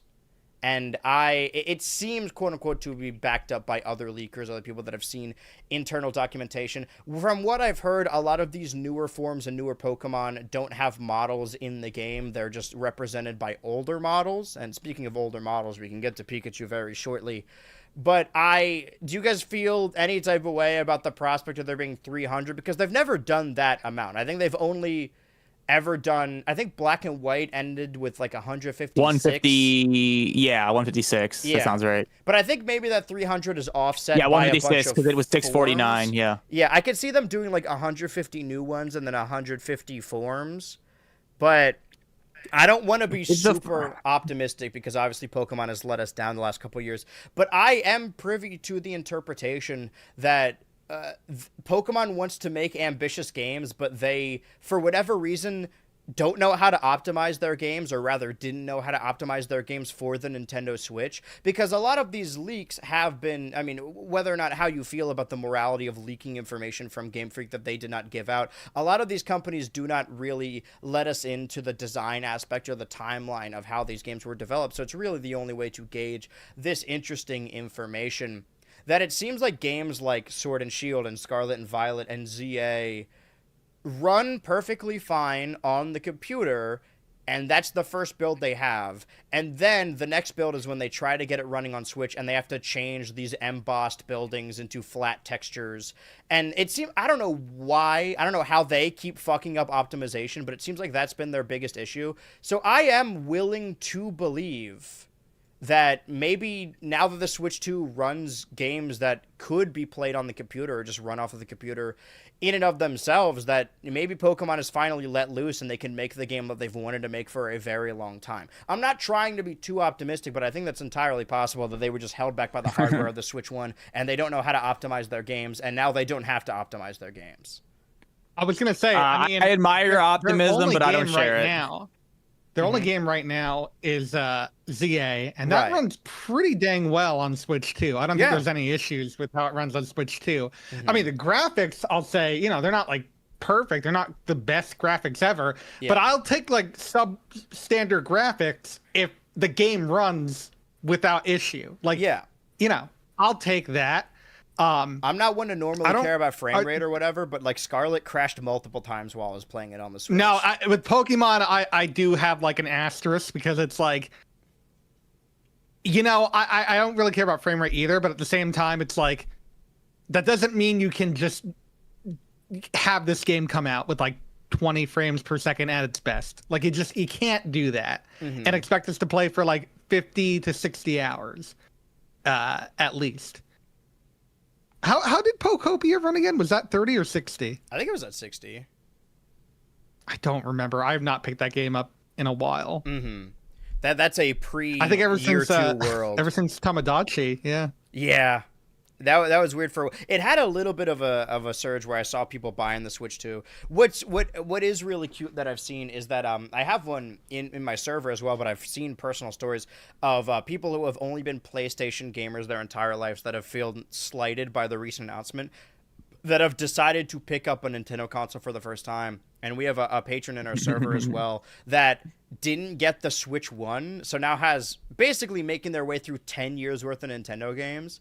And I know that I wouldn't be able to... Checking out Mario Odyssey for the first time. Yeah, exactly. I mean, they're literally playing through Breath of the Wild. So good. And like, I could never have that restraint, but I think that's so fun to have like an entire backlog like that. And it's not just that person. I've seen it with people posting online, and I think that's really interesting. But makes me happy. Someone's like living in 2017 right now. Yeah, someone's like playing Mario Odyssey and Breath of the Wild. I wish I could go back and play Mario Odyssey for the first time, because like that was so good. For me, specifically with Pokemon, is for, and I said this when talking about ZA. Yeah, that is BMJ. Shout out. Specifically with ZA, that I was kind of disappointed early on with announcements that they weren't going to have any new Mons and just Mega forms, because when I started playing Pokemon, I started with Pokemon Diamond, and every Pokemon was new to me. And then I went back, because at GameStop you could just walk in and get a GBA game for like $5. I got Sapphire and I got Fire Red, and there aren't a lot of Kanto and Hoenn in Diamond and Pearl. So every new Pokemon game I got had entirely new Pokemon. Like, oh shit, I could use a Charizard in this game. That's nuts. And then shortly thereafter, Heart Gold came out, and I was like, oh, this is a whole new generation. These are a bunch of new Pokemon I've never seen before. And then a handful of years after that, Black and White came out, where literally every Pokemon in the decks was a new Pokemon. That basically for the first, 3-4 years of me becoming a Pokemon fan, every new Pokemon game I played had entirely new Pokemon, an entirely new deck. So that to me is what's fun about Pokemon, is experiencing all these new creatures and critters. Of course, that's going off the assumption that I hadn't already known about the Pokemon ahead of time, even though I was watching the cartoon. But when X and Y came out, I was like, oh, there's really only 70 new guys. I don't actually care a whole I was lot so about this. disappointed. Yeah. And maybe I didn't really appreciate the fact that there were also like 20 something. I forget how many Mega Evolutions there were, but there were Mega Evolutions, and that is worth something. But I was still so bummed with the amount of Pokemon that came out in X and Y. That's the thing, is like 300 new Pokemon / forms. That could mean so many things. Yeah. I mean, I could see them going through like maybe 100 to 150. That seems to be the norm for them. And if some of the forms use pre-existing models, like, what does that even mean? Is it just like the same Pokemon with a different stat spread? Like, what is that? Like, that's the thing, is that... I mean, so far in the leak, the new Pokemon, like anything with a new dex number, has a placeholder model of an old Pokemon, just because, like, I guess they haven't put the new models into it yet. But also, you know, there's a possibility that 300 is just, like, optimistic, or they just create a bunch of dummy slots. I don't know enough about the actual internal coding. I don't know. I could honestly believe, because it said like the rumor, or I think I heard someone say that the new forms are going to be like weather dependent, right?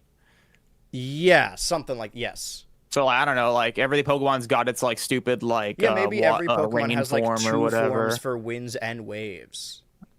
Maybe. You know, honestly, I'm like not that into that, but to be fair, I kind of didn't like regional forms when they were first announced. Like, I didn't really like it from like a storytelling lore point of view. It didn't really make much sense to me, and I was kind of proven wrong, because I think most people like regional form variants. I love I think it. altogether, if it has a different form in the box, then I like it. But like anything that has a form outside of battle, I don't care. Speaking of that, do we know when that like Aardman show is coming out? They announced it for 2027 in the direct, and like it was like beginning of 25 or like end of 24. And I remember it struck me as odd. It's like, we're so far away from that. That's what they did with Mega Man too, and I'm just wondering, like, I want to watch that. I like the idea of this. Let me watch it, please. Yeah, please let me engage with it. I'm looking forward to that. Well, before we jump into our final segments, I mean, do you guys have anything to say about Mario Kart Tour shutting down? Any strong feelings about this? It's kind of lame that there's no offline mode. Like, that's very lame. It's easily the one they put the most like work into, and the fact that there's no way to play it offline, like that just sucks. It's such a silly thing, but I remember I really hated this game when it came out, because the Switch had just come out, and I was seeing people like, you know, because I had a Wii U throughout middle school and high school, and it was rough up until like being 16 when the Switch came out. And I was seeing people for the first time like actually pick up a Nintendo console for the first time since like the DS, because it was portable and it had games like Smash Bros. And Mario Kart. And then as soon as Mario Kart Tour was announced, I was like, oh no, all my classmates are going to get the iPhone version instead, because everyone I knew was like, yeah, I played games online with them with Xbox, but they were also all addicted to Clash of Clans. And I still like kind of have a chip on my shoulder of not respecting mobile games. This isn't really related, but like also between the episodes of Switch to Ultra, I think I hit my Pokemon Go 10-year anniversary. Like, the first Pokemon I ever caught in Pokemon Go was like July 6th or whatever. And it's crazy that it's been 10 years. I didn't even think about that until someone else said it. But also, it's been apparently leaked, or the insiders, you know, someone has been doing some investigative journalism that apparently a lot of data you're collecting via Pokemon Go has been offshored to, like, militaries to have specific landmarks. So, you know, this is the world we live in. You take the good with the bad. Well, yeah, Niantic was just bought. Wasn't it like bought years ago by Tencent or something? Yeah, something like that. So I mean, obviously that was going to happen. I remember there was a Pokestop on Epstein Island that they removed a couple years later, and people on TikTok were like, "There's a conspiracy here. Like, surely Pokemon is involved somehow. Why else would they have a stop on here for Old St. James or Young St. I don't know. I don't know. I've never been there. Yeah. Yeah, that's crazy. Anyway, before we get into our final segments, I thought you guys would be kind of interested in this. I know that you guys haven't ever mentioned anything about My Babysitter's a Vampire, but it is a fresh TV show that was written by Tom McGillis and Jennifer Perch. And a couple days ago, I guess like now 2 weeks ago, a TikTok surfaced from an account called My Babysitter's a Vampire, The New Blood. And the TikTok is just this same animation. It's just the TikTok posted here as well. It's just the logo and it glows, and there's silence, and then I believe at the end it plays the little Fresh TV logo, and people keep Holy sending it to shit. me and asking me about it on Tumblr. They're like, "Have you seen this?"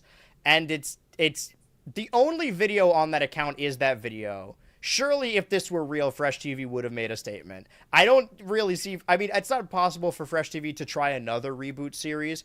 But then there's this second video that popped up a day after that claims to be official greenlit statement.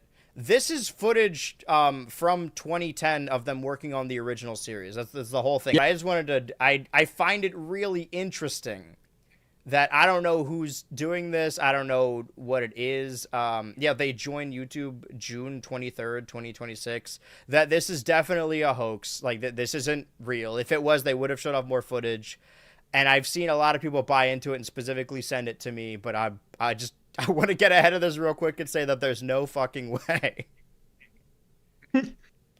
I'm surprised like the My Babysitter's a Vampire community is like that big that someone's like, I'm gonna try and make a hoax and trick people into thinking there's a new season coming out or a new reboot coming out. Well, like, I don't... To be fair, like I know people who've made like elaborate fake like concept art for Total Drama. Yeah. So it's I really guess like it's not that total different. drama too. And like I guess the idea is that I don't know. I guess like doing this on the heels of the Total Drama leak and be like, oh, we have something else going on. But My Baby Sister's a Vampire is weird because it's the only Fresh TV show that was on the Disney Channel instead. Like eventually 16 was moved to Cartoon Network, but it did start on Nickelodeon. And it's a live action sitcom by the studio and the duo that normally do animated sitcoms specifically for teens.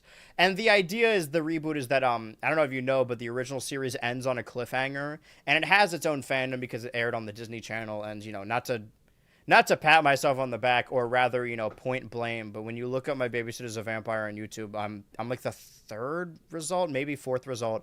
And a lot of that video, I don't really, not that I don't stand by it, but like the idea is that like, oh, this series ended on a cliffhanger. Let's do hashtag bring back My Babysitter's a Vampire. I didn't actually need it to come back, nor do I want it to come back, but I just thought it was a fun thing to discuss. That there is a sizable amount of people that I want to believe I didn't mobilize. Maybe they were already doing that just so I could sleep easier at night, that do feel very strongly about bringing the series back. But if the series does come back, it's not going to have any relation to this. If you brought back My Babysitter's a Vampire, I don't know if you could live with yourself, Yeah, I mean, there's Right. I did one fucking Adult Swim video where I'm like, yeah, this Pibby stuff, this isn't happening. And then they announced it was dead 2 days later, and everyone's still shooting the messenger no matter what. Damn. I killed Pibby. I will say before we move on to this, Mhm. because you said something earlier, and Yes. it made me remember something. Because you said consoles had plateaued a little while ago, and that reminded me of this viral tweet that's been going around. I don't know if you've seen it or not. I'm sending it in the chat right now. But basically, it's this just regular tweet of a gameplay of this surfing game on the Xbox, and people have been going crazy over it because the water looks insane in this game. Xbox nostalgia. Which is like, they're not wrong, it does. So it's just funny that like we're able to achieve this on the Xbox in 2002. Yeah. And Well, it's always like- been more about art direction than it is like actual graphical fidelity. I don't care if we could see all the little sweat molecules in GTA 6. I care about like this, doing that little sunset back there that's clearly just like a solid barrier. Right. Yeah, no, they made I that look agree. good, especially for the time. Mm-hmm. I think another It's game crazy that to like me. really that's kind of famous for really punching above its weight in terms of like how it does its water specifically is like Mario Galaxy. Like they got it looking really good on the Wii, and I forget how they did it, but it's kind of a cool way. Mm-hmm. I mean, that was really the appeal of the early 2000s. I think the 6th generation, maybe the 5th generation, that like a bunch of the early GameCube games is Mario Sunshine and Wave Race, other stuff like that. Like, oh, look at the water, because that was always something that was really that's tough why for the previous generation. that's why all the games were like water based. Sunshine, Wind Waker, because they wanted you to see the water physics. They wanted you to see how powerful the water could be. Exactly. That was the big thing. That's why everything was water. Yeah. You're saying our games were better back in 2002 and we need to go back. I'm saying we need more water-based games. I think when Echo the Dolphin comes back, it'll be the resurgence that we all need. Yeah, it's going to have one of those limited run games. Soon enough, every game will be a limited run game. Oh, goody. Yeah, I mean, to I me, can't this is wait. yeah, like No, you're right. This looks awesome. I'm looking at it. I'm staring at this right now. But we have two ending segments that we normally do on installments of Switch 2 Ultra, and I'm gonna have to like save this in the back end.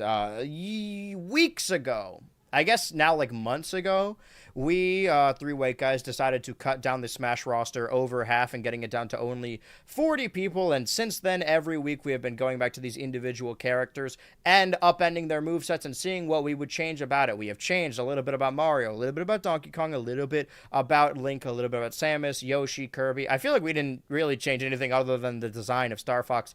But this is one that I've heard a little bit about. Do you guys feel very strongly, or rather, do you think we can improve this Pikachu moveset? Pikachu is the character of the week. I probably am going to have the least to say about this because while I like Pokemon, I'm not that much into the Pokemon, into the idea of Pokemon. Like, I don't know, like, the meta of Pokemon as much as you guys do. I don't know, like, all the different moves and such. Right. So well, that's the I'm thing probably is not that going to have as much to say about this. there's like all of these moves that Pikachu does technically have like move names. Like they are directly like the jab is headbutt. Even let's see, let's go a little lower and see what else. There's certain moves that's like, oh, this is Iron Tail, or Pikachu this is. flies the R-wing? I know. I noticed that while I was doing this. I got to put it together. I refuse to ever delete files from my computer, so I've been running on empty a little bit. I need to spend the rest of the day after this to offload some stuff onto the drive. So right now we're doing the back end of the computer in my D drive of seeing what we're allowed to access there. Let's switch that out. But honestly, wait, no, this is fucked up. I mean, if we are changing anything, I will say that, like, I'm not doing revisionist history here. I just do think, like we said, like, oh, Katsu's up plateaued a little bit. Do these generations even look that different? As I'm zooming in on a lot of these moves for a lot of these movesets, I don't know if it's specifically Pikachu, but, like, you know, when you're really getting into the finer details of Smash Bros. Ultimate, it kind of is ugly a little bit. Specifically, Pikachu, I think looks really weird. This down tilt really like irks me. I don't know why he does that.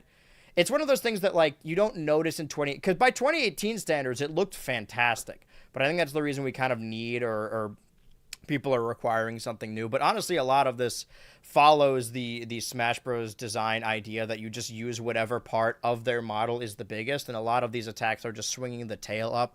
And you could easily describe that as a Pokemon move, like, oh, his jab and his dash or headbutt.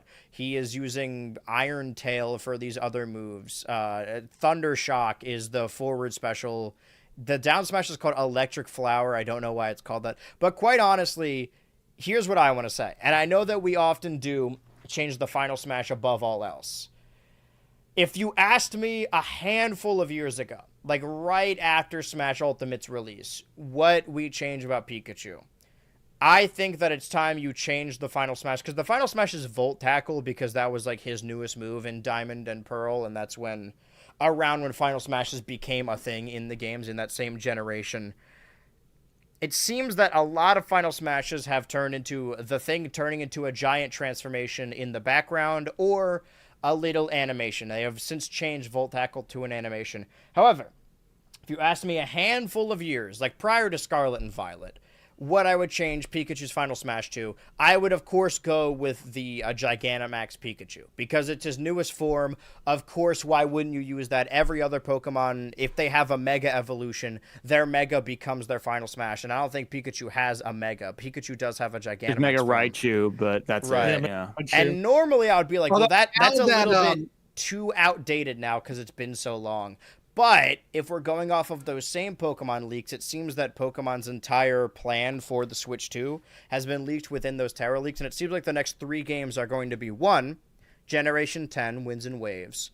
The game after that, another Legends game that is presumably Legends Galar, and the totem Pokemon are going to be Gigantamax, thus likely meaning that Gigantamax Pikachu could make a worthwhile comeback. And then 3, just an open-world Japan MMO where they do the first 4 generations. That is subject... Pikachu 3. Yeah, I mean, it is subject... I mean, of course they got to put that as a costume. Like, you got to get that little Sherlock Holmes hat? Yeah, the pork pie hat. That... a lot of Smash speculation is fringing on what is the newest thing. Like, weirdly, we talked about Link right before we got proper diagnostics on that Ocarina remake, but luckily Star Fox lined up with the newest Star Fox. We never know. Like, if Metroid Ravenous releases, it could change everything we've said about Samus. Like, we're releasing a game, we have to assume that a new Smash Bros. Game uses the most recent release ahead of that Smash Bros. Game because they have access to design schematics. That's what happened with Greninja, right? Like, the game wasn't even out yet when they were developing him for Smash, so they base it off of concept art. So I think that Gigantamax Pikachu has a little bit of a horseshoe where it's like, okay, if it comes out closer to that Legends Galar game, because we don't know when a hypothetical Smash game is coming out, there is a likelihood that he could have Gigantamax Pikachu again. But sometimes I watch these like Smash speculation videos that have come out within the last like year that say that the new Pokemon in Smash Bros is going to be from Scarlet and Violet, like either Tinkaton or Koraidon, Miraidon, or Floragato. Is that the final evolution? But I really don't think that's likely. I think even more likely is the new Smash game will come out after. Yeah, Masquerada. Yeah. Will come out after. I said that like so whiny. I'm like Meowscarada. Yeah, well, I mean, you're right. I'm wrong. You're correct to correct me. But like a lot of that, specifically Pokemon, is really fringing on like, okay, what is the newest thing? And Fire Emblem's the same way. Every new Smash game, I have the baseline of like, yeah, they're gonna have a new Pokemon and a new Fire Emblem. But outside of that, because I'm willing to make Final Smash Gigantamax Pikachu, is there anything else we bothered to change here? I would. Oh, you want to go first? No, I'll just say this because mine's gonna be just like quick because I think it still does. I don't know personally, so I'll take your word for that. I mean, different from Pikachu, but not different from like. You know, it is what's on the tin where it's like, okay, you're doing grapples and also electric attacks. There's nothing inherent to like a fighting type move that you could add. And this makes sense. I mean, looking at the default Smash roster, like the original 8, I do like that they kind of cover different archetypes and also different elemental moves. Like Mario casts fire using the fireball. And they added type advantages to Brawl, which made, I think, Ivysaur one of the worst in the game because that means fire. Yeah, they're weak to every fire move and they're only strong against water. And the only other water Smash character was Squirtle. Yeah. But I like that a lot of these are just electric moves because you don't really think about that, but it's really just Pikachu and Robin are like the electric characters. I guess parts of Sora as well. And Ness. And Cloud. Right, yeah. I guess I always view the Nest stuff as like magic or psychic or something, but no, you're right, that is electricity. I think that's fair, but I also think if we don't incorporate the moveset, because you were just talking about how ugly it looks, maybe incorporate like the stance, the style, that sort of thing, because I kind of agree, it looks bad. Yeah, I think that, but I also think this is kind of just what Ultimate looks like. And you're not used to like seeing it up close because watching through these videos of like the history of Pikachu's moves and how they change, this is an in-between, right? I fear that maybe they're going to make Pikachu even more slim. They're going to get like the marketable logo mascot Ozempic Pikachu because he's been getting smaller and slimmer with every subsequent Smash Bros. Game. I want to take a look at this. Can I do the Gen 9 learn set? What other moves does Pikachu learn? Okay, just by leveling up, Nuzzle, Quick Attack. I guess Dash could be argued as Quick Attack. No, Quick Attack is I'm pretty sure Quick Attack is Pikachu's up special, and I never really liked that. The up special? I see. Yeah, because of the little blah. Yeah. It was really hard to capture via screenshot, by the way.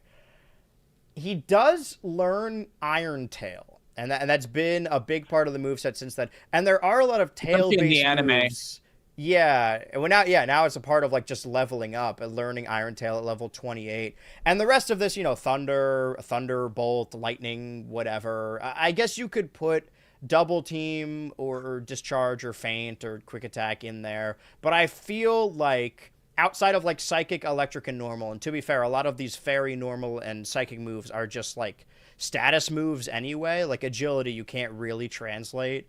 I think if we add anything, we just add a little design flourish for Iron Tail. Maybe change a lot of these tail-based attacks to make them Iron Tail specifically.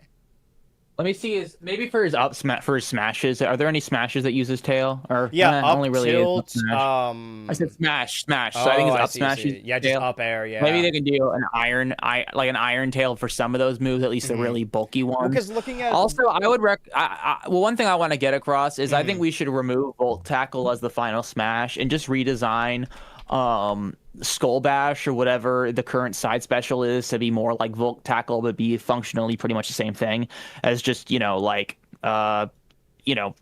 a charging kind of like side move thing. I would prefer that. I feel like Volt Tackle works a little bit better for Pikachu than Skull Bash or whatever move it is. And then replace the final smash with either a Z move or even maybe Gigantamax, even though I'm not the biggest fan. My only thing is like that's the only new Pikachu form. Well, again, you could also do the finisher from Pokken That's as true. the final smash. There's a lot of Pokken influence in here. See if we could just make this like honestly just doing this like have the glow aspect of the Iron Tail. I know this is normally an anime thing. Let's actually hold on. Let me texture. Okay, that didn't help. Yeah, what if we made it water? Trees. There's got to be some metal Water in here somewhere. tail. There we go. See, now it's and then we could let me do image adjustments. Black and white. If we just make this gray this out a little bit, make that like gray there. Okay, darker. Make it dark. Well, that didn't help at all. Let me see. Image adjustments. Let's do color balance. Nope. Hold on. I'm gonna be right back. Sorry. Hey, no worries. I'm still struggling with this. Don't you worry. Black and white. Does that change anything? I feel like we just did that. Image adjustment. Brightness and contrast. Here we go. This is what we want. Yeah. It looks ugly, but now it looks like iron. That's an iron tail right there. Aluminum foil. And maybe that's what it is. It's like putting Pikachu inside the microwave, and that makes him more dangerous. I think I do have a suggestion. Okay. Because I think for the back throw, make that the back throw from Pokken, because that I don't know what he's doing. It looks like he's kicking him in the back. Well, he's doing a little circle throw. Like it's honestly more like a Street Fighter move. The little. Well, what is the back throw from Pokken? Is it different from this? It's literally he goes up in the air and spins and then lands and then throws it backwards. Let me take a look at this. Or she. Pikachu, Pokken, back throw. Okay, these are just images of Pikachu. Okay, wait. No, this is his Smash Bros. Ultimate back throw. Okay, is it a back throw or is it just throw? He just has a specific throw? It's like I don't know like the correct terminology for. I'm not like a big Tekken guy, so I don't know if it's like a specific thing, but a forward circle. Well, let's look at his Pokken Cerebi. Okay, I guess they have his moveset. Thunderbolt, Nuzzle, Electro Ball. Yeah, see, a lot of these, every move is like a specific reference. Grab is Nuzzle. I mean, honestly, we could just put like tie a specific move. Let's see if I look up Nuzzle, is that gonna? Yeah, let's get the little cars in here. Hold on. Perfect. We'll put this here so we'll know it means Nuzzle. If we want to do like, I don't know. I mean, down throw is the sitting, right? But I feel like you can do more of a Nuzzle in there. I do think there's a world where we could just reference his actual, like, Pokemon moveset. Because, like, I'm looking at it now. It seems like Pokken, all of the individual attacks, like, it has Iron Tail. It has Volt Tackle. The up special is Volt Tackle. The neutral special is, I guess, Shock. I don't know. There's really nothing inherent to Pikachu that, like, shoots out a ball of electricity. We could change that to be a strike of lightning. That's already what down special is, but we could also just have like a, what if neutral special? Okay, I'm trying to find a fucking lightning bolt PNG that's not a dog whistle. Can we get like an actual image? Okay, this is the Flash. Here we go. If we put like neutral special to have, that's great. I'm glad it's got those watermarks. That's perfect. Is that fucking Shazam logo? Don't worry. It's perfect. And then instead of one ball, it's like a singular zap that goes out that way, and it sort of covers the floor. Is that worth doing, or is that ridiculous what we're saying? Oh yeah, Twitch says it isn't Gigantamax very similar to Jigglypuff's Final Smash? I think it's more like Giga Bowser, where Gigantamax Pikachu shows up in the background and then something attacks the stage in the foreground. Maybe the whole thing is attached with an electric terrain. All you That'd be gotta do kinda lit. to change it is just take that Pikachu PNG and drag it over the final smash. There you go, Gigantamax. Oh yeah, just make it big. Well, the thing is, it looks different. Let me take a peek at here. They I use know it looks let me different. take It looks a peek like, at you. it looks like OG Pikachu. Sort of. No, you're right. Yeah, but it's got the big cloud above him. Okay. I didn't want to I copy that. realize, is next week Ness or is next time Ness or Luigi? I think. What's the order again? I think think Ness. I'll have to check the fucking Smash Bros. Website because they list them in order. Let's see. Right, because that's the only one I'm confused about because they kind of look like they're like up and down. And Yeah, that's more just like a placement. Yeah, next is Luigi. Okay. I feel Okay, like there's a that'll be lot you could change about Luigi.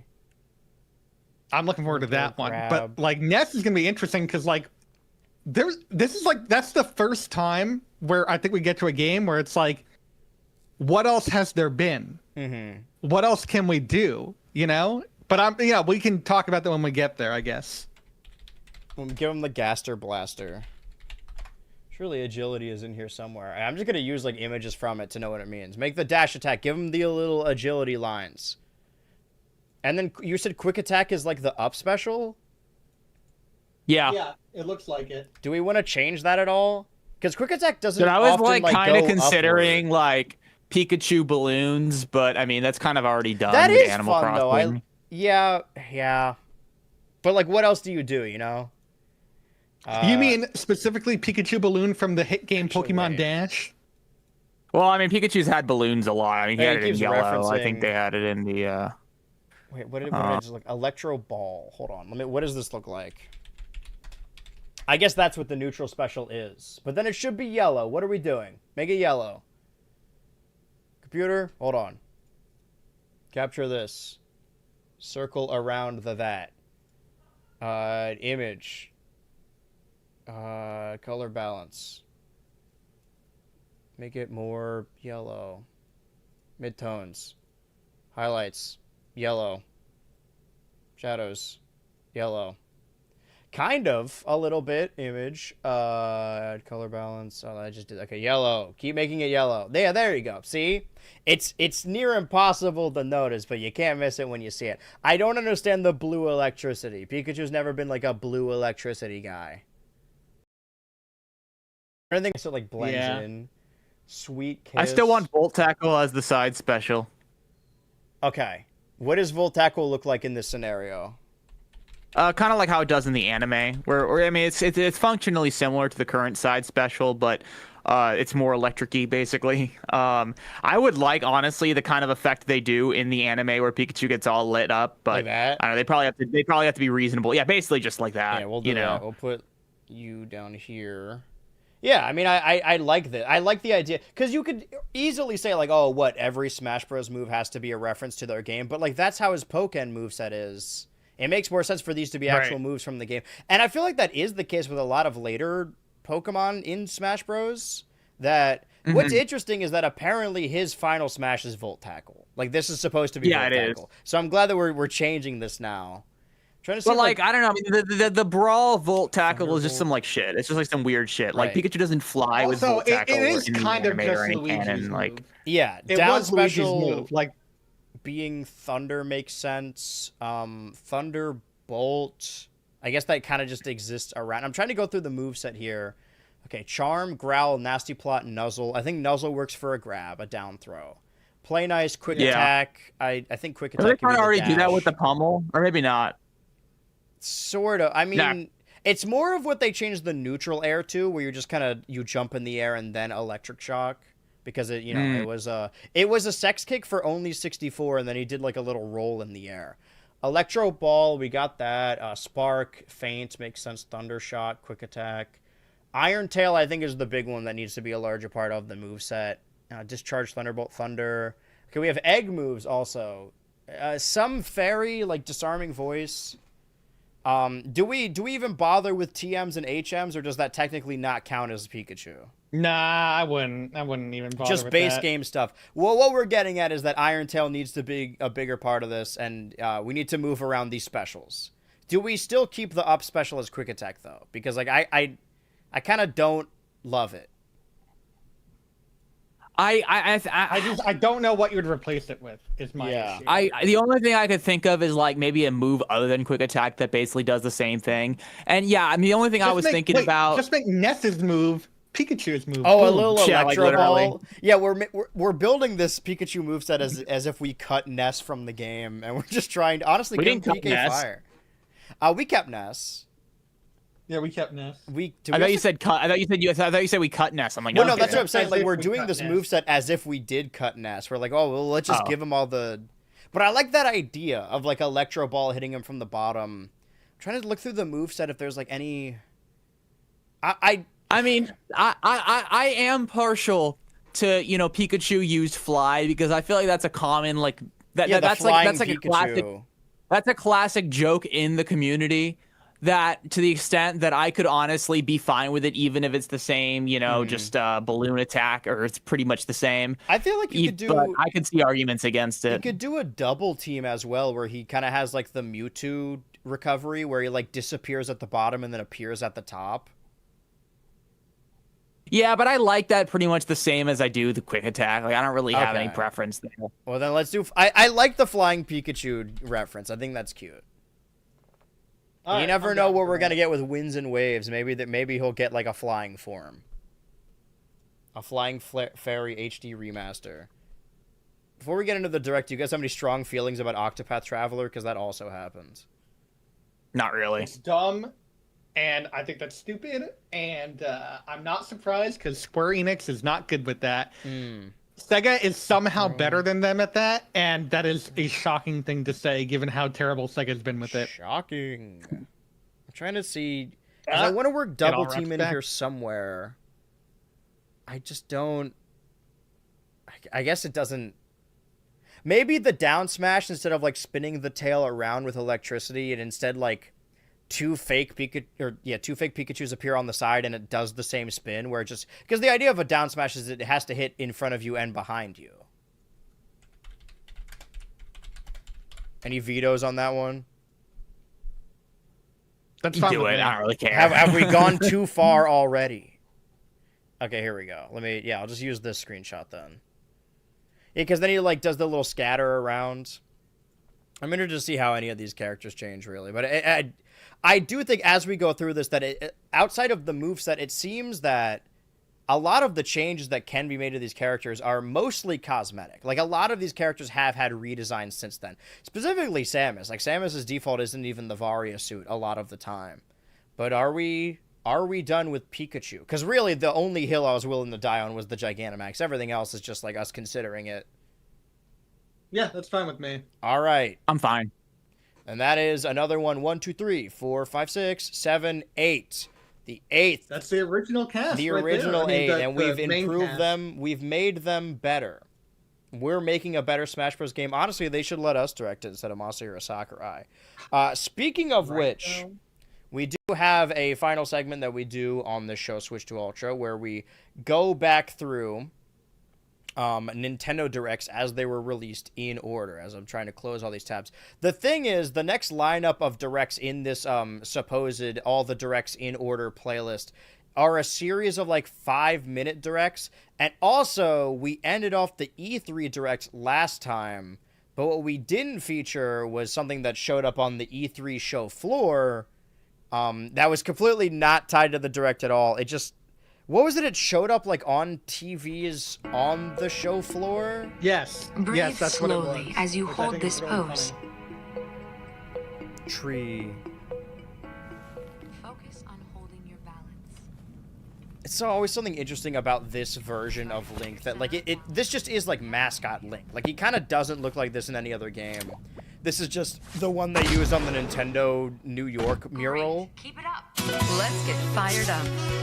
Dude, what's this is- Wii Fit Trainer's problem? Like straight up, like what was what was the point of that? It's so mean. Yeah, they were just trying to get in shape. It's like whenever people post a screenshot and they're like, dude, there's fat people at the gym. It's like, well, yeah, where else would you rather they go to get in shape? I'm just realizing, is this the only trailer where the splash card comes at the end? Like the character splash card or like the fire? The character splash card. No, I think that happened. I mean, technically it happened with Villager, right? That we see Villager throughout the trailer and then it pops up. But I see what you mean, like after their moveset, right? Yeah. I guess we'll have to see. It's weird. This part too is like, especially later when we get Rosalina and Luma, that like the Wii U or the Wii balance board is jumping around like a character, but that never really factors into her moveset at all. It makes it seem like she's gonna have like a little character. Anyway, that's what happened on the E3 floor. Now I have to ask you guys. We have Wii U Developer Direct 5 minutes. Wii U Developer Direct. Okay, it seems like these are all tied. And then okay, actually this is down here. So should we just watch all of these until we get to the June Direct? How many would that be? Japanese ones? 5 minute, 6 minute, 5 minute, 8 minute, and then 8 minute. So it would be like 5 of these, but none of them are longer than 10 minutes. I'm down. All right. Yeah, that's fine. The Developer Direct. They're going to talk about Mario Kart 8. I guess, I mean, this counts. Yeah, I mean, it's a Developer Direct. All this stuff did still happen at E3. Hi, so I guess we didn't need to show I'm that the producer ahead of the Mario Kart series, Hideki Kono. This guy's real. Okay, this Hi, English Hideki. dub is very close to his microphone. I don't like this. In You don't Mario like Kart that? 7, Ah! underwater racing This ASMR and Direct. flying can through the hear air via glider. the moisture in his The mouth. glider. Really makes you feel like This I'm time, there. we wanted to add something entirely new. Dude, Mario. isotope Calling this new mouth feature noise, bro. Anti-gravity. Make an investment, bro. Yeah. The where's your tires puff will now guard, man? transform. When they do, Mario and Luigi will race on the walls and ceilings, which is something new I didn't know we that haven't Mario tried Kart before. 7 was developed by, was it Retro Studios? No, I learned don't that think Retro recently. developed it because I only remember Retro You may have came heard back about for Mobius that strips. specifically just for the Donkey Kong stage. Twist a strip of paper, Oh. Or the Donkey the Kong ends course. together so Okay, it forms a alright. I loop, think that's what it is. and the front and back become Because connected.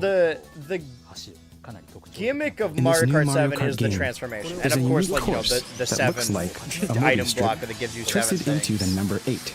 That this for a game, while, since the I mean, distinctive actually, Mobius since the loop beginning, course every looks Mario like the Kart number game 8. had like a gimmick. We said to right? ourselves, and a lot of them were the last game grandfathered was Mario into Kart 7, the later series. Mario Kart 8 would be That perfect now, as a you know, title. a modern Mario Kart game, even if the gimmick is open world, they're still going to have bikes and they're still going to have like double.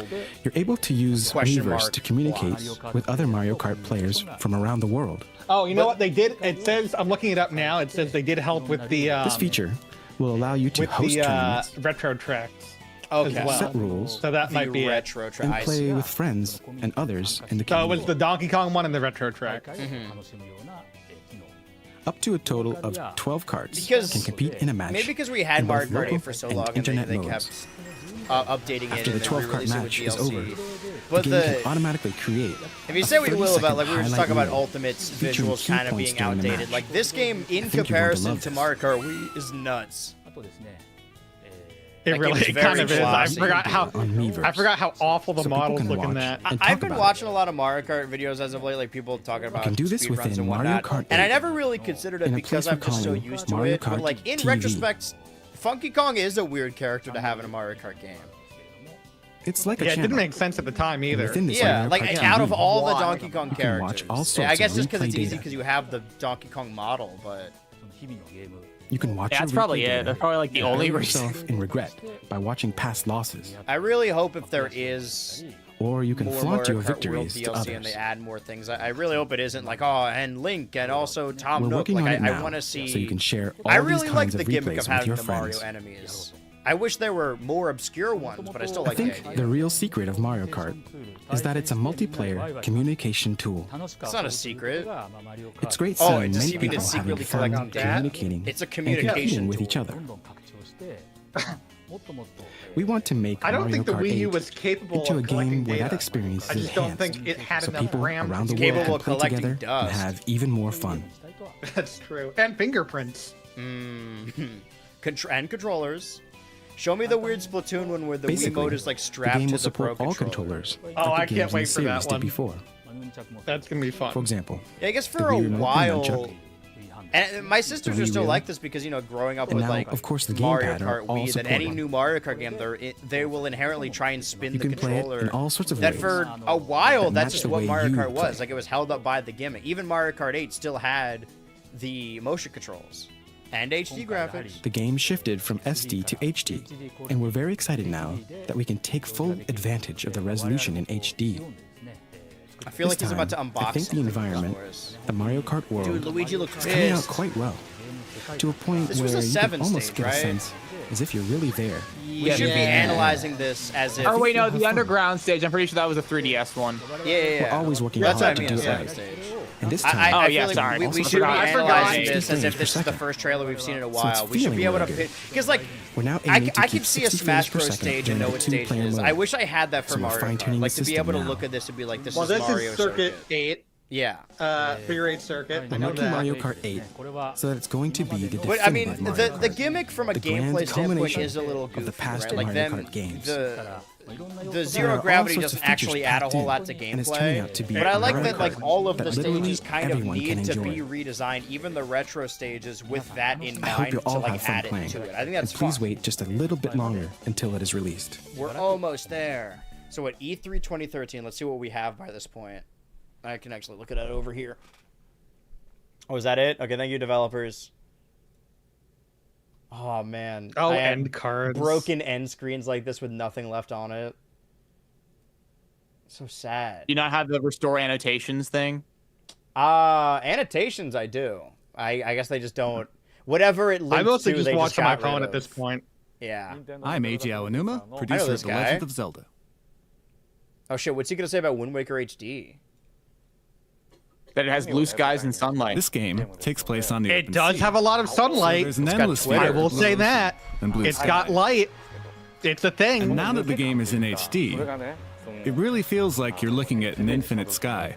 I love this boundless game, sea. but also And you like get that feeling much more. once than I others. noticed the bloom, it's It's so just the hard one not blue to. color. Yeah, I mean, that but could I be was said surprised about to a find lot that it of- felt like the blueness continued on It's all the the same way with to the Mario horizon. Kart Wii. It's the same with. I think we mentioned Galaxy before, but Galaxy has it pretty bad as well. You can really Yeah, but the feel problem with this sunlight. game compared to is very Galaxy, important Galaxy you're when the setting zoomed is out a on the lot, open sea. so it doesn't really matter that much. You get the This one you're sensation of getting being very able up to feel close the at points, and it temperature. just you know it Artistic can it's get. a And also, cartoon, so it may not Galaxy look had fixed photorealistic. camera angles, so you weren't really seeing You can feel the every sunlight. little thing. This you can kind of like It's see as every if little it has become thing. more real now that it's in HD. The final. I think we're. Even though it's animated and not real, I I think there's a Wait, take a surreal look at sense this. of realism. Except for Just I'm Dance. glad that an ad takes up a third of this fandom page. This is really helpful. When we started working on this Wii U remake, we first wanted to make sure it supported the gamepad-only mode. Of course, it's great how you can experience it on a big TV now that it's in HD. As if you I couldn't also do that want with people to feel the with the freedom of game being able to already. play it with just the gamepad. Did imagine how worked bad first. how bad of a developer you'd have to be to port a GameCube Wind game and it Waker can't gives Link work the on ability to gamepad control only the mode. wind. WarioWare Touch. Link faces the screen and holds up the button. baton like this, in a It sort was of released pose. for the Wii in 2016. I don't know what this At is. first, we controlled his baton movements crazy. using the L stick. This is still the Wii. I think that was a cat. game. Oh no, I'm When we actually looked at him on the gamepad screen, it looked No like he was clue. begging to be controlled by touch. Oh, wait, hold on. We tried it, Correct. and pressing your finger against Link and game moving him down felt here. so Here intuitive. It It was as if you're showing Link how to swing, and we think it turned out really well. So we're in what, summer of It really 2013? feels as if you're connected with Link. Which means that the final Wii game in North America was released. Fluidity? Or have I scrolled too far? Link's point of view Wii. actions, I think that's like it. aiming I and think it's controlling certain items, No, are wait. done using the It's gyroscope. Kirby's We used Dream this method in Collection, other titles, September too. 2012. That's what it was. So you can imagine its intuitiveness when aiming That at does objects. feel like a late Wii game. You're also able to aim using the L and R Zoom out, sticks, man. so you can play in a style that And works for you. 3DS.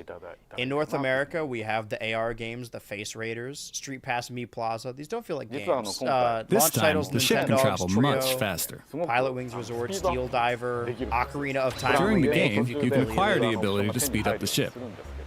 Star Fox 64 On the remake, if you GameCube, can believe in the it. previous version, it took some time to load the ocean data because it was so I vast. played that way more than the other remakes, to be fair. Super Mario 3D Land, if the Mario ship had Kart gone too 7, fast, it would have Spirit sailed to the edge of the Camera, ocean Mario and Sonic fallen Adventure, off. 2012 Olympic Games, Kid Icarus Uprising, Now that it's Fire on Wii Emblem U, Awakening, the capabilities Mario have been Tennis enhanced Open, greatly, and we're now able to load the entire ocean at once. Art Academy, Lessons Now that we were for able to do Everyone, that, Freaky we could Forms speed up the Deluxe, ship. Back then, the ship sailed rather slowly, but now that distant New Super islands Mario come Bros. closing 2, in at incredible speed.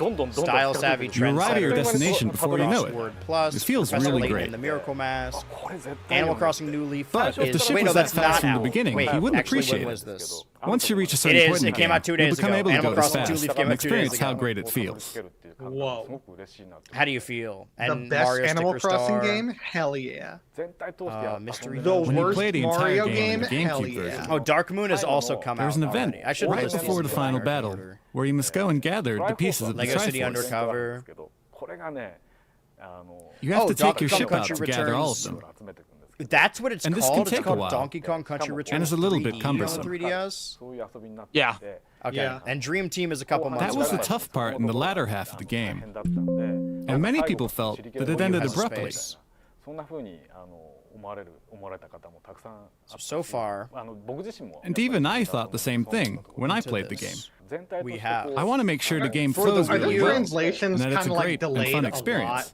It's So Probably. we're making all these minute Definitely. adjustments to it, so players will feel We have great Wii U when they launch get to the titles ending. like New Super Mario Bros. U, Nintendo Land, And once the Sing players make Party, it all the way to Ninja the Gaiden ending, 3, Razor's I Edge, think they'll really Scribblenauts feel Unlimited, a sense of Lego City accomplishment.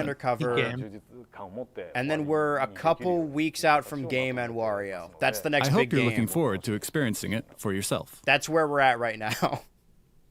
Oh, good. Game and Wario. My I feel like I'm now finally fully able to Can't do believe what I Rayman wanted to Legends back is this then. year. With the original title, we challenged That's ourselves funny to let because players feel the it is also sensation of this sailing year. into Yeah, the I know. endless And so ocean, is Ocarina. to feel the and so is blue Star ocean Fox. beneath the blue sky. For the first time in the Legend of Zelda series. Yeah, Wind Waker comes out September, so we're months away from that. Wait, A lot of Rayman things- Origins It was is my this year first too. game where I That was it able to really freely is try a lot of 2011. Yeah. approaches as I was playing Fuck. to see what worked and Oh what my didn't God. while we were back, making the isn't it? game. The memories. And you can spy on people.